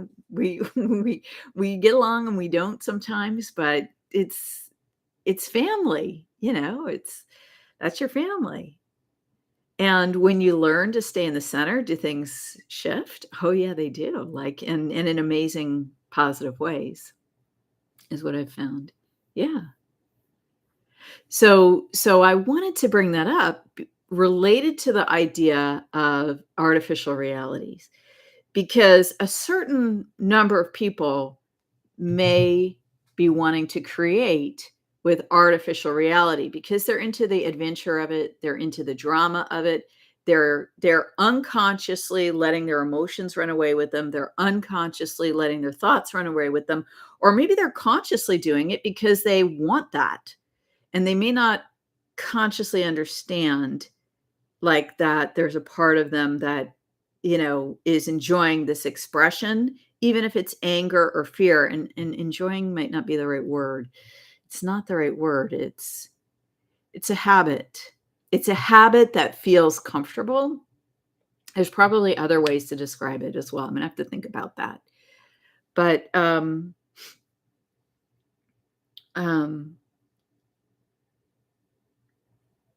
but to me, the generation of this excessive anger and fear is what creates or contributes to the creation of the artificial reality. Because if the Schumann resonance is being affected by this, rectangular shape that's been forming around plus or minus about 1 hertz, around 7.83 hertz, the natural frequency of the earth, then we must be somehow involved in creating it unless there's some massive beam from space, generating at this hertz level, which I hope there's not. But but I I don't, I just I don't think there is because here's the thing. This is what okay, I haven't published these charts yet, but here's my quote to you, okay, from Susan Inspired. Oh my God, what was it? What was the quote? Force is temporary. Force is temporary. I'm guessing that the amount of force, and force means, I'm defining force here as use or application of resources initiating from an energetic state, but then created into the physical world somehow. All right. So there's a physical energetic component to force. But, understand that the higher dimensional expressions to push an artificial reality onto expanded dimensional states requires as the dimensional, there's a mathematical equation here. And, if you're autistic and you have thoughts about it, email me because I like to, I'm guessing, well, I don't know what it is, but someone out there will come up with it. But basically what it is as the dimensional state expands, the force that requires to be applied to push an alternate reality on top of living beings with a living soul originating from divinity, to push on top of that expanded presence, right? Because now we're still human, but we have an expanded energy field and physical presence that technically, to my knowledge, we can't measure yet, but it's there. So to push that down requires I don't know, is it an exponentially expanding force, or is it an equal force relative to the expansion of the dimensional state? It's one of those things. Okay. Einstein had a woman who did math. Like I'm the one that I'm the opposite. I'm the one that comes up with the theories, the thought experiments, but I don't know the math. I just have a hint of it. I have a hint. Okay, the math would go in this direction, like, because I'm more of a math intuitive. So if you give me a math problem, I'll have an intuitive sense of the answer, but I'm not one of those people that can multiply like four numbers by four numbers and give it to you like every digit. So, because I'm the person on the thought experiment side of the relationship. But with 4D, because math is third and fourth dimensional. Because I'm the 5D thought experiment, 5D and higher, right? That's the energetic state I'm speaking from. So force is temporary in the physical world. So see, to generate in artificial reality, even if you're engaging living humans, you have to constantly apply the force. And I'm guessing that it can only be applied for an extended number of hours. And it looks like that extended time might be around 3 days, okay, based upon the Schumann charts we've seen in October. And then there's been attempts to generate it again. But I wonder if the extended pulse in the 7.83 Hertz level is humanity coming back stronger and saying no. And the reason why I wonder this, like maybe it's a natural defense mechanism, right? Because you see, here's the thing about anger. Healthy anger is the use of healthy anger. Anger allows us to set boundaries energetically and physically.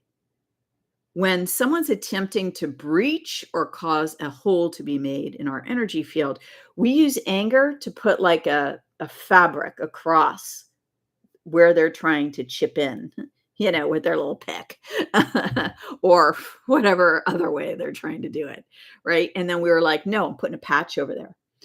Like when when I had a hole in my jeans, okay, they used to sell these patches. I think they probably still sell them in the store. They used to sell jean patches. Now it costs you a couple $100 to buy jeans with these on them. But my mom used to just iron them on. Okay, so you used to have patches, and they would be in like a little rectangle or circle, or it'd have a pretty face on it or some design. And then my mom would take a super hot iron and she would iron it onto the jeans. Okay, and then it would close the hole. Right. And then the hole wouldn't expand. I had a cute little design on my jeans, child of the 70s. I had a cute little design on my jeans, and it was all good. Go out and play. Right. And so we use anger to attempt to patch actual holes in our field that we don't know how to close yet. We use anger to stop attempts to make a hole in our field by someone who's attempting to apply force onto us, energetically or otherwise, or physically. And we use anger to stop even the initiation of that. That's healthy anger, those expressions that I just described, right? And the anger comes up to let us know, hey, someone's trying to cross your boundaries physically, energetically, whatever it happens to be. So, healthy anger is a good thing, but then if I remember that event and then I spend weeks and weeks and weeks and weeks and weeks being angry over it, now I'm generating excessive anger, and the entity within that human or the chaos force or the darkness or the parasite or whatever is going on, okay, is now stealing. I'm now become a generating battery for that creature or its friends or whatever. How is that even possible? Because again, if this is my energy field, right, and I'm the living human being within the field, but we're just showing the field right now and see how I've Now I've taken it from bright blue. Here I was connected with my soul at 5D, but now, boom, I'm in this angry state, right? My field is lowered. I maybe don't even feel the connection with God in this moment because I'm just so involved over this angry thought process. And then, maybe I even have trouble meditating or praying or getting into a 0 point state. And it's been weeks. Okay. So in this relationship now, I've agreed there was an initial force. The force was temporary. I took the message of that force and agreed to create at that level of energy. And now, because in physics, energy in motion is always in motion, right? So if I have a field which I do, and I'm generating energy, so from the center of that field, okay, the circle, from the center of the field now, or somewhere else in the field, whatever, now I'm a stream of anger. It is emanating from me because I'm generating the energy with my divine living soul force. I'm choosing to create the emotion of anger over weeks sustained in my field. There is only one force that is permanent, and that is the divine source within each of us. And that's not even force. I would call it source. When it's expressed in the physical world, it could be seen as power. And it's the only source of power, even in the physical world. Truly.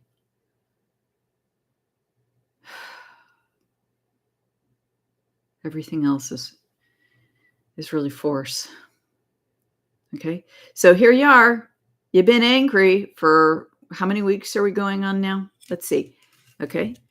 Some of you have been angry nonstop or in fear nonstop. So let me just look at the calendar. This event that happened, okay, and it's attempting to pull us all into World War III. 1, 2, 3, and this is the 4th week. So if you stay angry through this weekend, we're talking about 4 weeks. We're talking about 4 weeks that you're now generating a steady stream of anger or fear, or you're generating swirling tornado-like thought loops in your field, which also is a lower form of energy, which is also emitting. Guys, you're powering the machine of chaos. Sorry, that's what you're doing. Post after post after post after post, or whatever it is. Now, here's the thing. Here's where you're not doing that. If you are divinely guided, and that's based upon the relationship between you and God, between you and your own soul, if it's your divine guidance to participate in whatever way you do from the level of soul, this is my soul purpose in living form, then you are now acting from here. How could that be? Because you are literally operating in a different dimensional state of being. And in that dimensional state of being, this isn't happening. Why? Because in this state of being, this is happening. See the light? The light fills your field. The light is what the centered, from your centered place, from your 0 point, from your ongoing state of prayer and neutral. The divine light is emanating from you, no matter what you are doing, if you are in perfect alignment.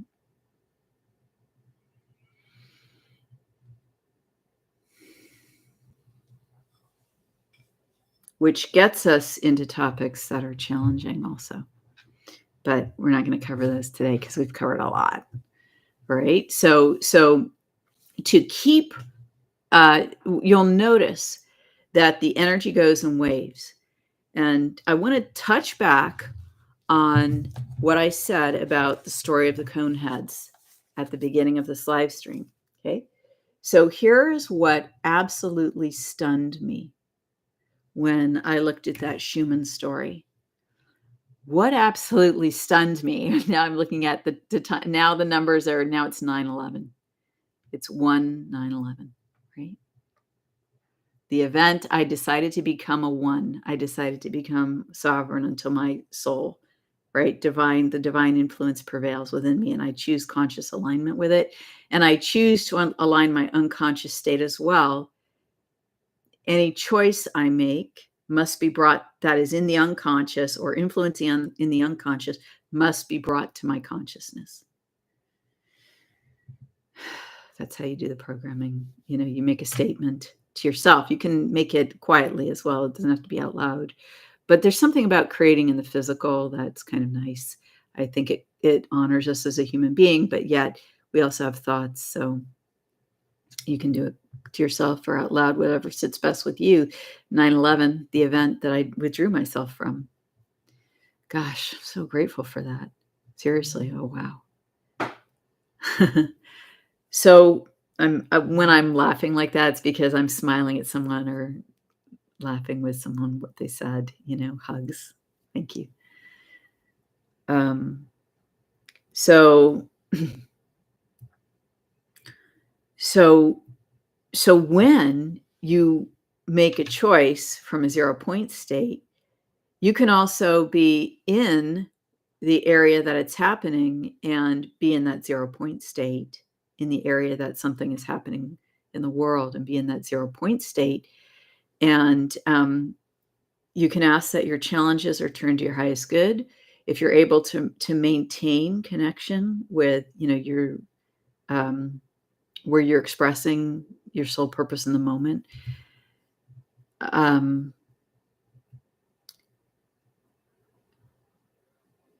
you can act from that place, and that's an amazing thing, where that's possible.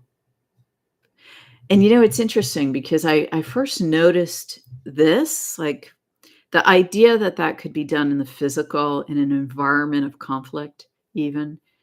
It was a science fiction show, Andromeda, and the main character was Dylan Hunt, and that was played by Kevin Sorbo, who's on X as well. He posts some neat things on X sometimes. And his character was the captain of the starship, but to me, his character embodied a Christ, a frequency, a Christ-like frequency, because it surprised me how, what clearly I saw was that I felt I saw in his portrayal of the captain, was that no matter the conflict, whether it was a conflict, whether there was a potential for war, whether there was a negotiation of a treaty, whether someone was standing right in front of him trying to kill him, literally, he was able to maintain that centered state of the spiritual warrior while in living physical human form. And I felt that is I've never seen that discussed about that show, and I never saw it talked about on that show. But it was transmitted, like in everything about the way he expressed that character. And when I say Christ-like, to me, the embodiment of the soul in human form is the attempt to be Christ-like, and the actual doing of it, of fully embodying the human spirit, of aligning to the best of one's ability with divine will as you personally perceive it through you, using the mechanisms and gifts we've been given by the Creator, our conscience, our ability to check in from a body perspective, if you do body kinesiology, which I do. And everyone I've met who I've asked has a body yes or no for that comes from spirit, spirit within them. And I'm not, this is something that subverts distortions to the energy field. It's the living soul through the human form.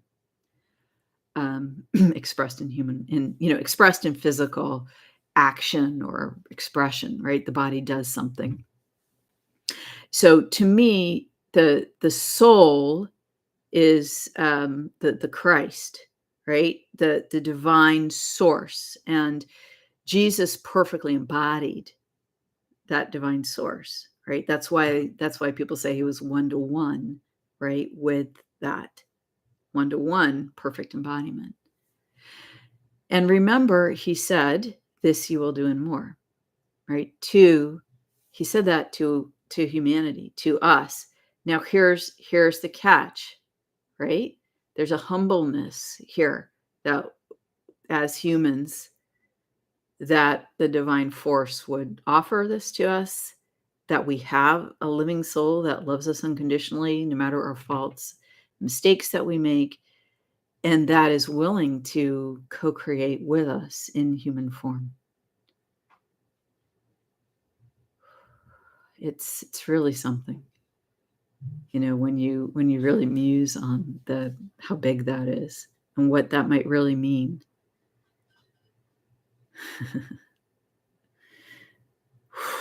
Yeah. So, do you want a reality that's in alignment with divine will through you?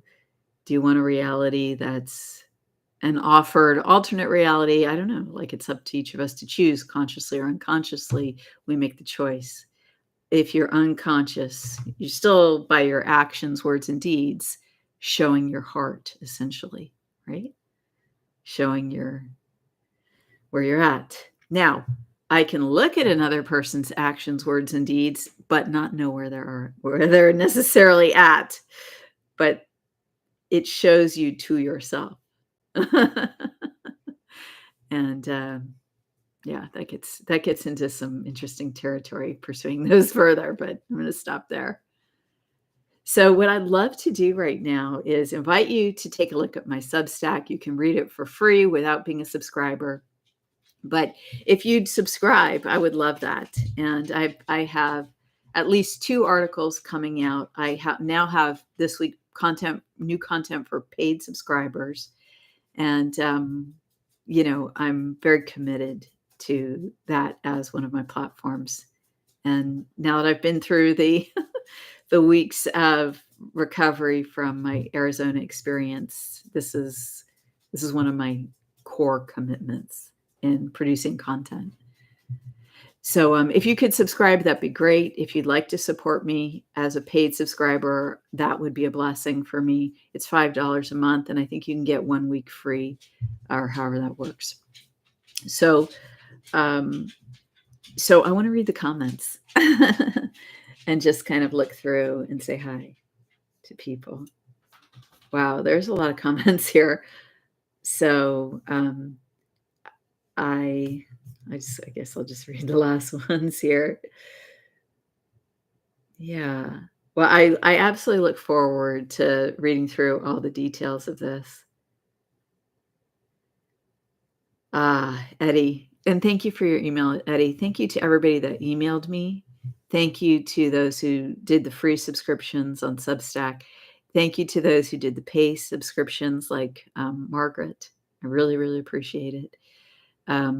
Thank you to those who sent me funds for my computer before my Arizona trip. I really, really appreciate you guys and your viewership, your comments, your likes.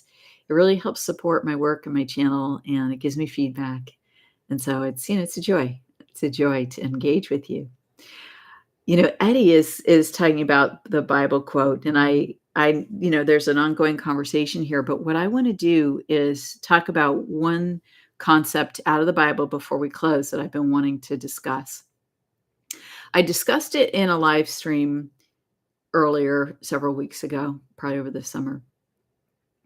But I want to talk about the Archangels for a minute here. And Archangel Michael, and Raphael, and Uriel, and Gabriel. And someone I respect a lot, Cliff High, is doing a lot of work talking about various ancient spiritual texts. And one of the things that he's doing is he's talking about the archangels as being a part of the L. And then I'm not going to go into the whole thing, but as being a part of a constructed religious narrative that is, a lot. There's a lot there. So here's what I want to say about that. Because I have had the question, it was a few months ago, about, well, Archangel Mike is, what are the L, whatever, were they good? Were they bad? Is he really one of them? Here's how I look at it. When I engage with spiritual beings at the highest version of light, direct from creator source.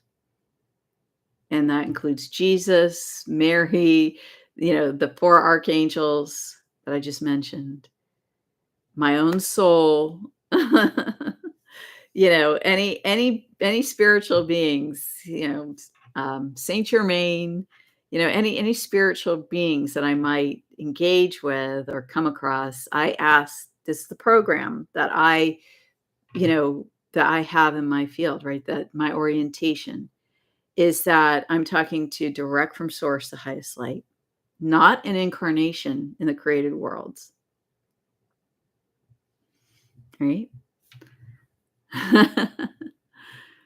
What if we're just all 7.7 billion of us, or however many there are, 8 billion, whatever. What if there's just 6 of us, or 4 of us, or a few of us, whatever the number is, 12 of us, I don't know. And that group of entities broke itself into everything that exists. I don't know, to the individuals incarnated, who knows, right? Because what if they were created by the creator? They're the living flame. They have the living flame within them. I mean, I just don't know what the deal is. Here's something else. There's a really interesting, and I don't subscribe to that as a religious belief or spiritual belief. For me, it's, like the direct from source. But it's a concept that's out there. So and once in a while it occurs to me, I think of it as, the creators of the game, the software that we all are in physical form, or hardware and software, or whatever. It can be interesting to think about that. But here's another concept. There's an interesting movie, and John Travolta was in it, okay? But he played a great character in this movie, and it's called Michael. And in it, he has the form of an angel. So he's a human-looking being with literal wings, okay? And he wears this big overcoat, or I don't know if you've ever seen it. It's one of my favorite movies. And I have to now watch these movies, and just the ones that I really loved, and just like I do not consent to anything that I don't know about, that various actors may have participated in, or I just don't consent to anything that's not in alignment with my highest good and highest outcomes and highest reception of transmissions and transmission of receptions, transmissions and receptions. But anyway, in this movie, it's just delightful. And he plays this angel, and he always has a coat on, so his wings are always covered. But once in a while, he leaves angel feathers, and he goes on an adventure with, he conscripts all the characters into an adventure, and they go on a car trip. And as he has the adventures with these characters, he explains to them that this lifetime is his last lifetime. Apparently, in the story, it's his last lifetime. I think that we're probably talking about infinite beings, but who knows? Okay. But so that's the story. And he says, I remember when I lived this life, and I remember when I lived that life, and then and he's talking about his various incarnations. Well, here's the thing, right? Some say that Earth is a school where even an archangel could incarnate and get lost, right? Where galactic beings that are of higher dimensional states could incarnate and get lost. Well, in their distortion, right? In their living out a distorted reality, could they be someone that could they present themselves as a god, because they have this somehow memory of a divine source, but they lost their ability somehow to remember how to embody that? Or maybe the energies were just so dense, it was just so hard to get by. They were in survival mode the whole time, and in survival mode had to do things they felt that were could be considered heinous, but they did those to survive. You know, I mean, I think we're talking about concepts that we can put a human box around a human mentally constructed box around energies that are greater than maybe our understanding of what they are, or we could look at from an out of the box thinking what might what else could be going on here. I remember I don't know why this is coming up for me right now, but several years ago, quite a while ago, I was at the beginning of my, I feel like my whole life has been a spiritual journey, but I was into getting into the whole light worker and looking at channelings online and that whole area. And I started to engage with a particular individual, and I prayed about it, to the Divine Mother, and I asked her for her guidance.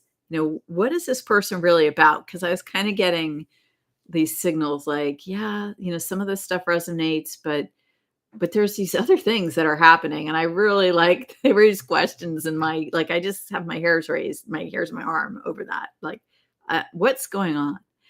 And so I prayed about it, and the Divine Mother and what I received back in prayer was just laughter from the Divine Mother, Mary. And um, what I received was she said, laughing to me, "Oh, dear, he's a dark horse." And she just laughed. "He's a dark horse." And I think was it around when that Katy Perry song was out? And, well, I just laughed with her, right? Because I realized, like, how that made so much sense, that in this lifetime, he was someone that was somehow associated and incarnated, associated with the forces of darkness, with the forces of chaos. And yet the good that he was doing was so incredible that it's just it to this day, it surprises me greatly. And this is said to be um, something that's a capability or an understanding of dark mastery, where a person does good deeds to balance whatever else they're doing. But truly, it can be a concept of light mastery as well, because when one is in the center, aligned with divine will, there is no judgment. If you understand what I'm getting at there, but even I haven't figured out how to put the words around it yet. But that dark horse description made so much sense to me. And in the next lifetime, who knows? Right? But this is the service that person is doing in this lifetime. And really, truly, it was a service. I mean, the number of people that were benefited, which just astounded me. And yet, the shocking, the betrayals and disappointments that I saw over time were just like, wow, like this is a story that just keeps going, right? As I watch. So it's hard to judge others and their various states of incarnation, isn't it? Which is why when I talk about the archangels and I talk about Archangel Michael, who I do see in the non-physical, I see as a being. Like I see a form. I like to talk to, like I said, I like, I guess I could engage with an energy ball, but blue, but I don't know. I just see them in form. But but I program it, right? I ask that this is the highest light direct from source that I can engage in, right? In alignment with my highest good, my highest health as a living soul in human form, my highest outcomes, the greatest unconditional love for me as a living human being and a living soul in human form. Right? In perfect alignment with my soul path, I can just say that and the divinity unfolds it for me, right? I don't have to know all the details. I think this is what, in scripture, this is what it's getting at. Declare, I forget the exact line, something like declare a thing and I shall make it unto you. This is what we're being told, right?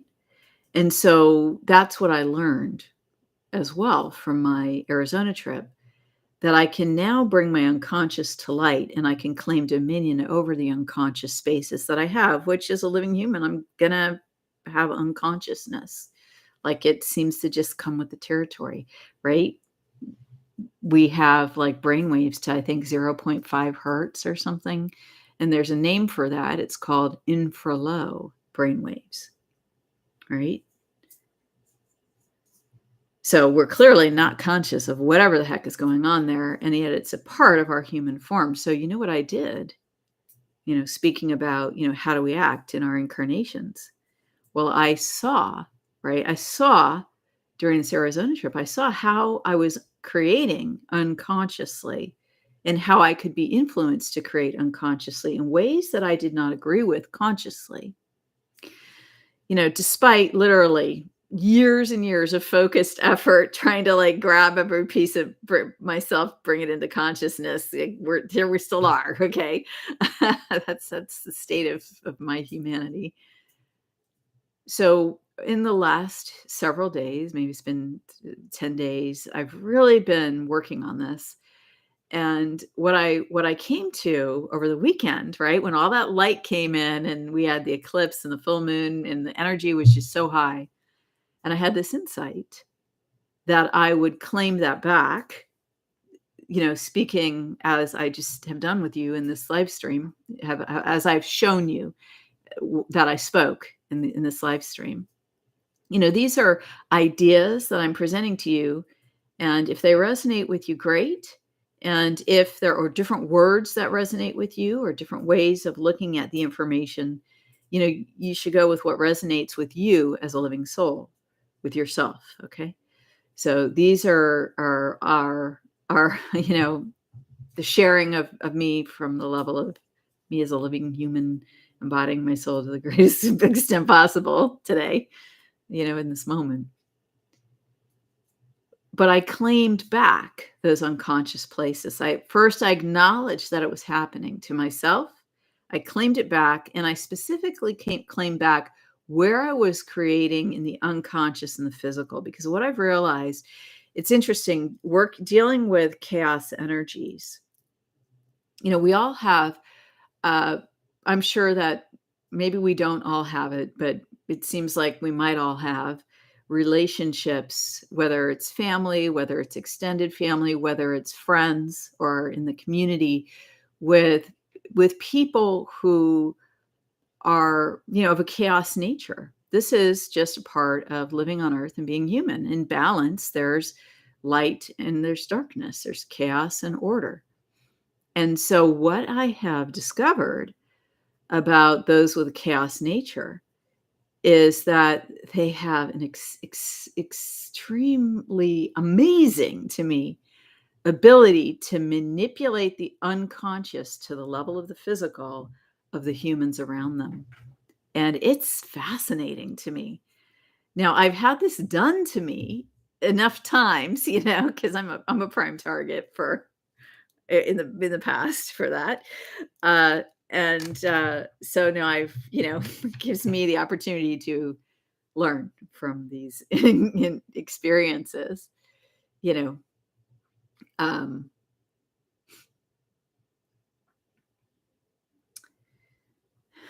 and some of those details are a story for another day. But the outcome is what I want to share with you here. And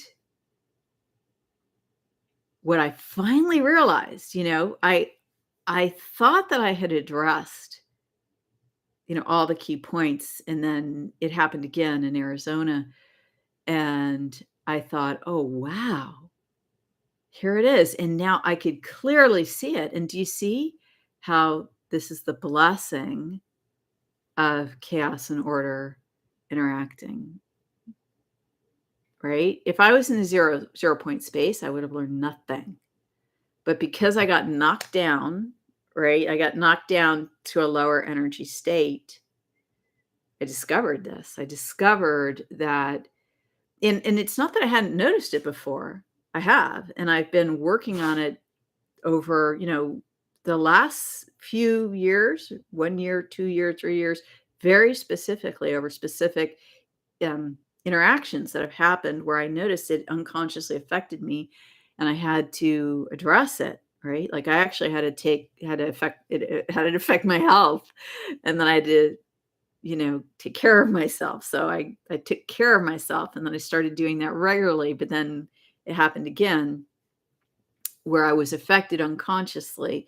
But this time I was able to see it so clearly.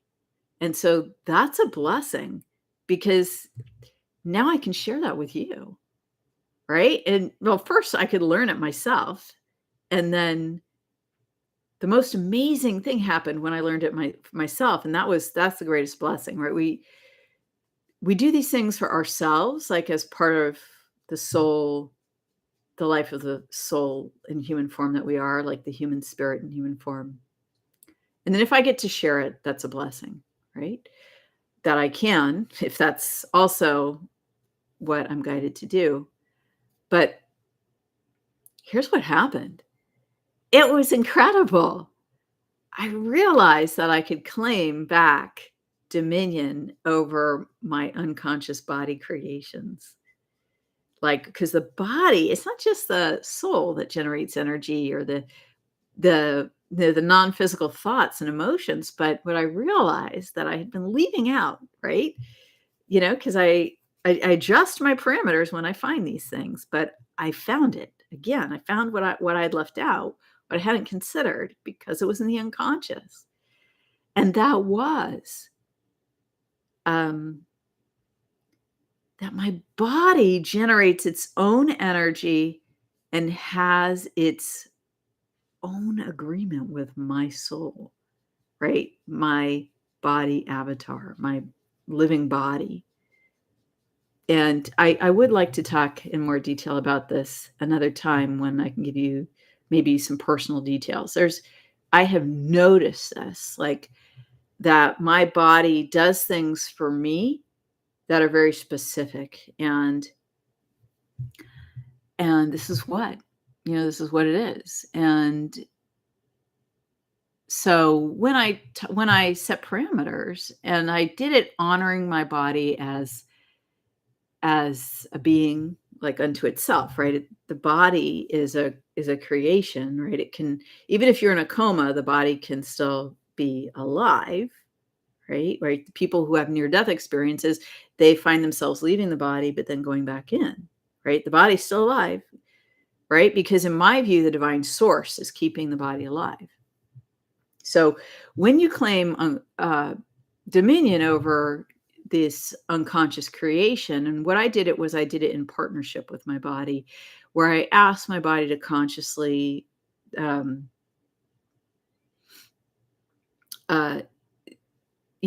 bring it to my attention. And then the most amazing exchange of information happened. And it just upped my understanding of myself as not just a soul, but as a living spiritual being, as a human that is a living being and has a human spirit. And so that's why now in this video, I'm now talking about the human spirit as well. And Christians talk about the spirit a lot. And but the Bible obviously references the soul as well. But this is the new place that I've come to. Like, let's just talk about each one of these things and acknowledge, embody, and address them, and then live live accordingly, to the greatest extent possible, in alignment with divine principle, divine law, and divine will.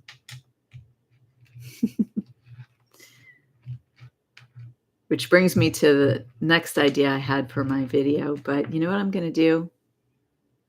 I'm going to now end the live stream because it's been an absolute joy, and so many of you are stayed on or came in for segments, and I know that you like rewatch over time and you come back and watch more pieces.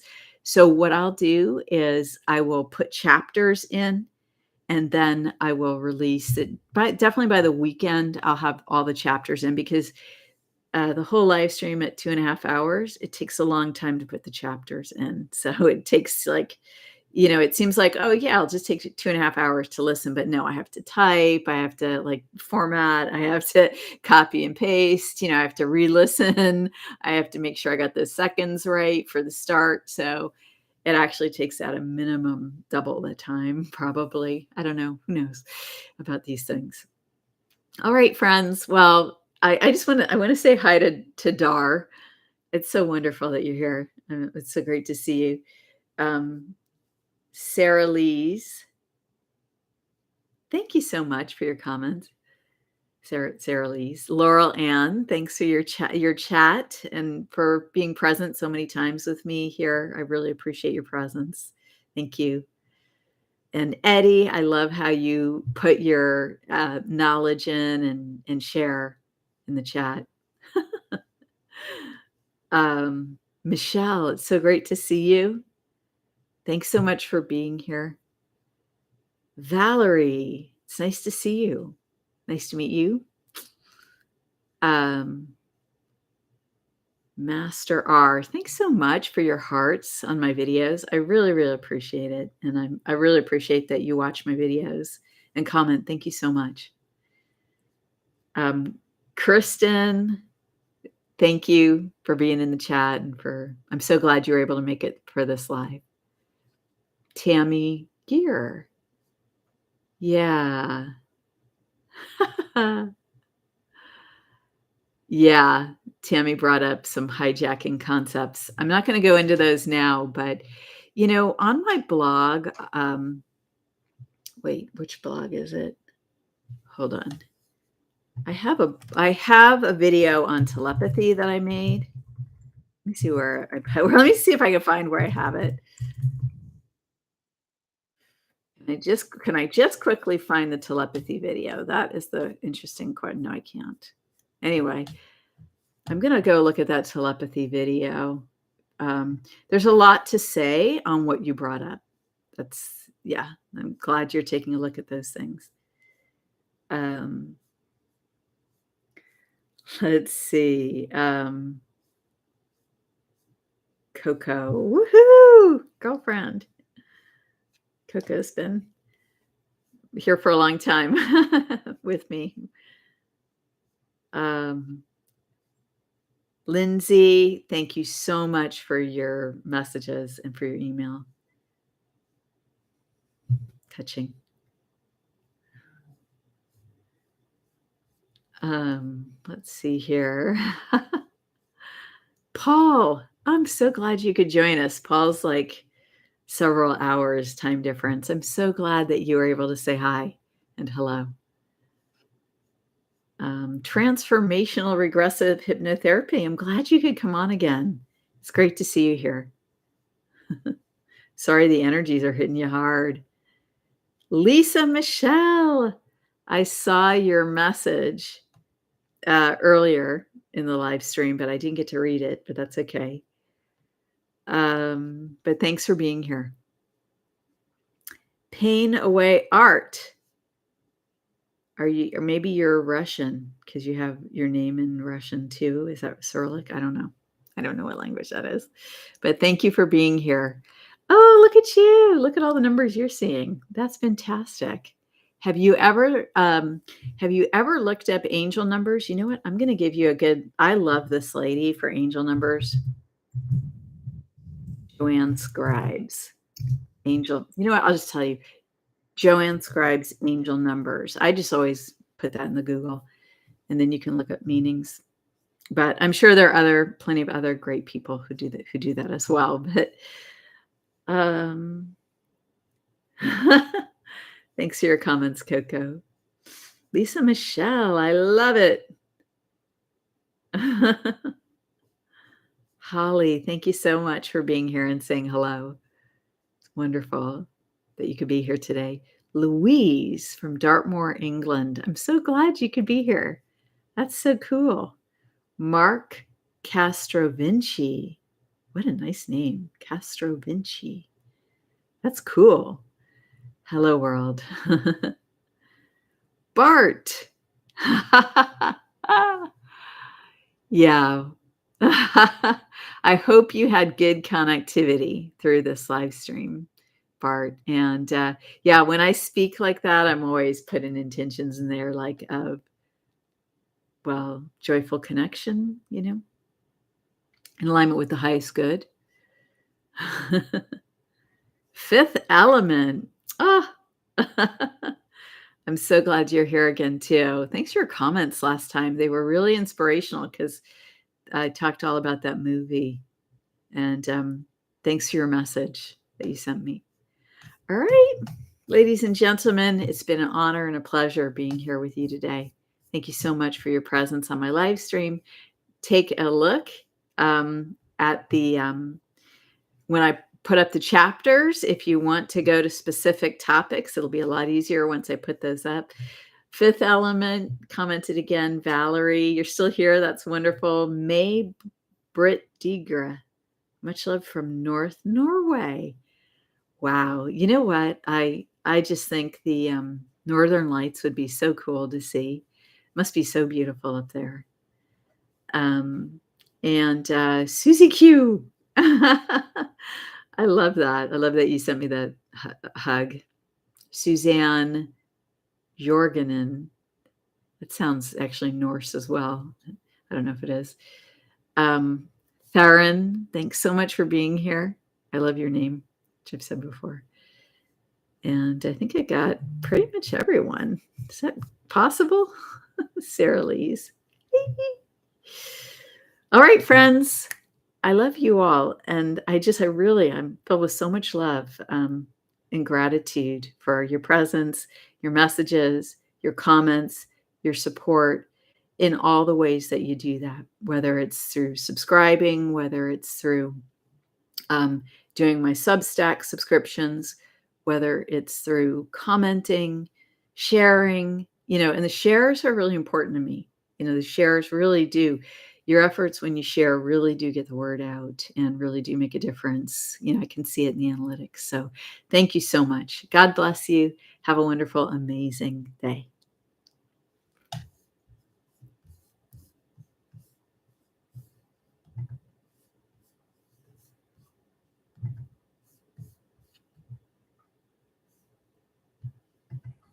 Actually, I didn't put in my thank you. I like to put that in.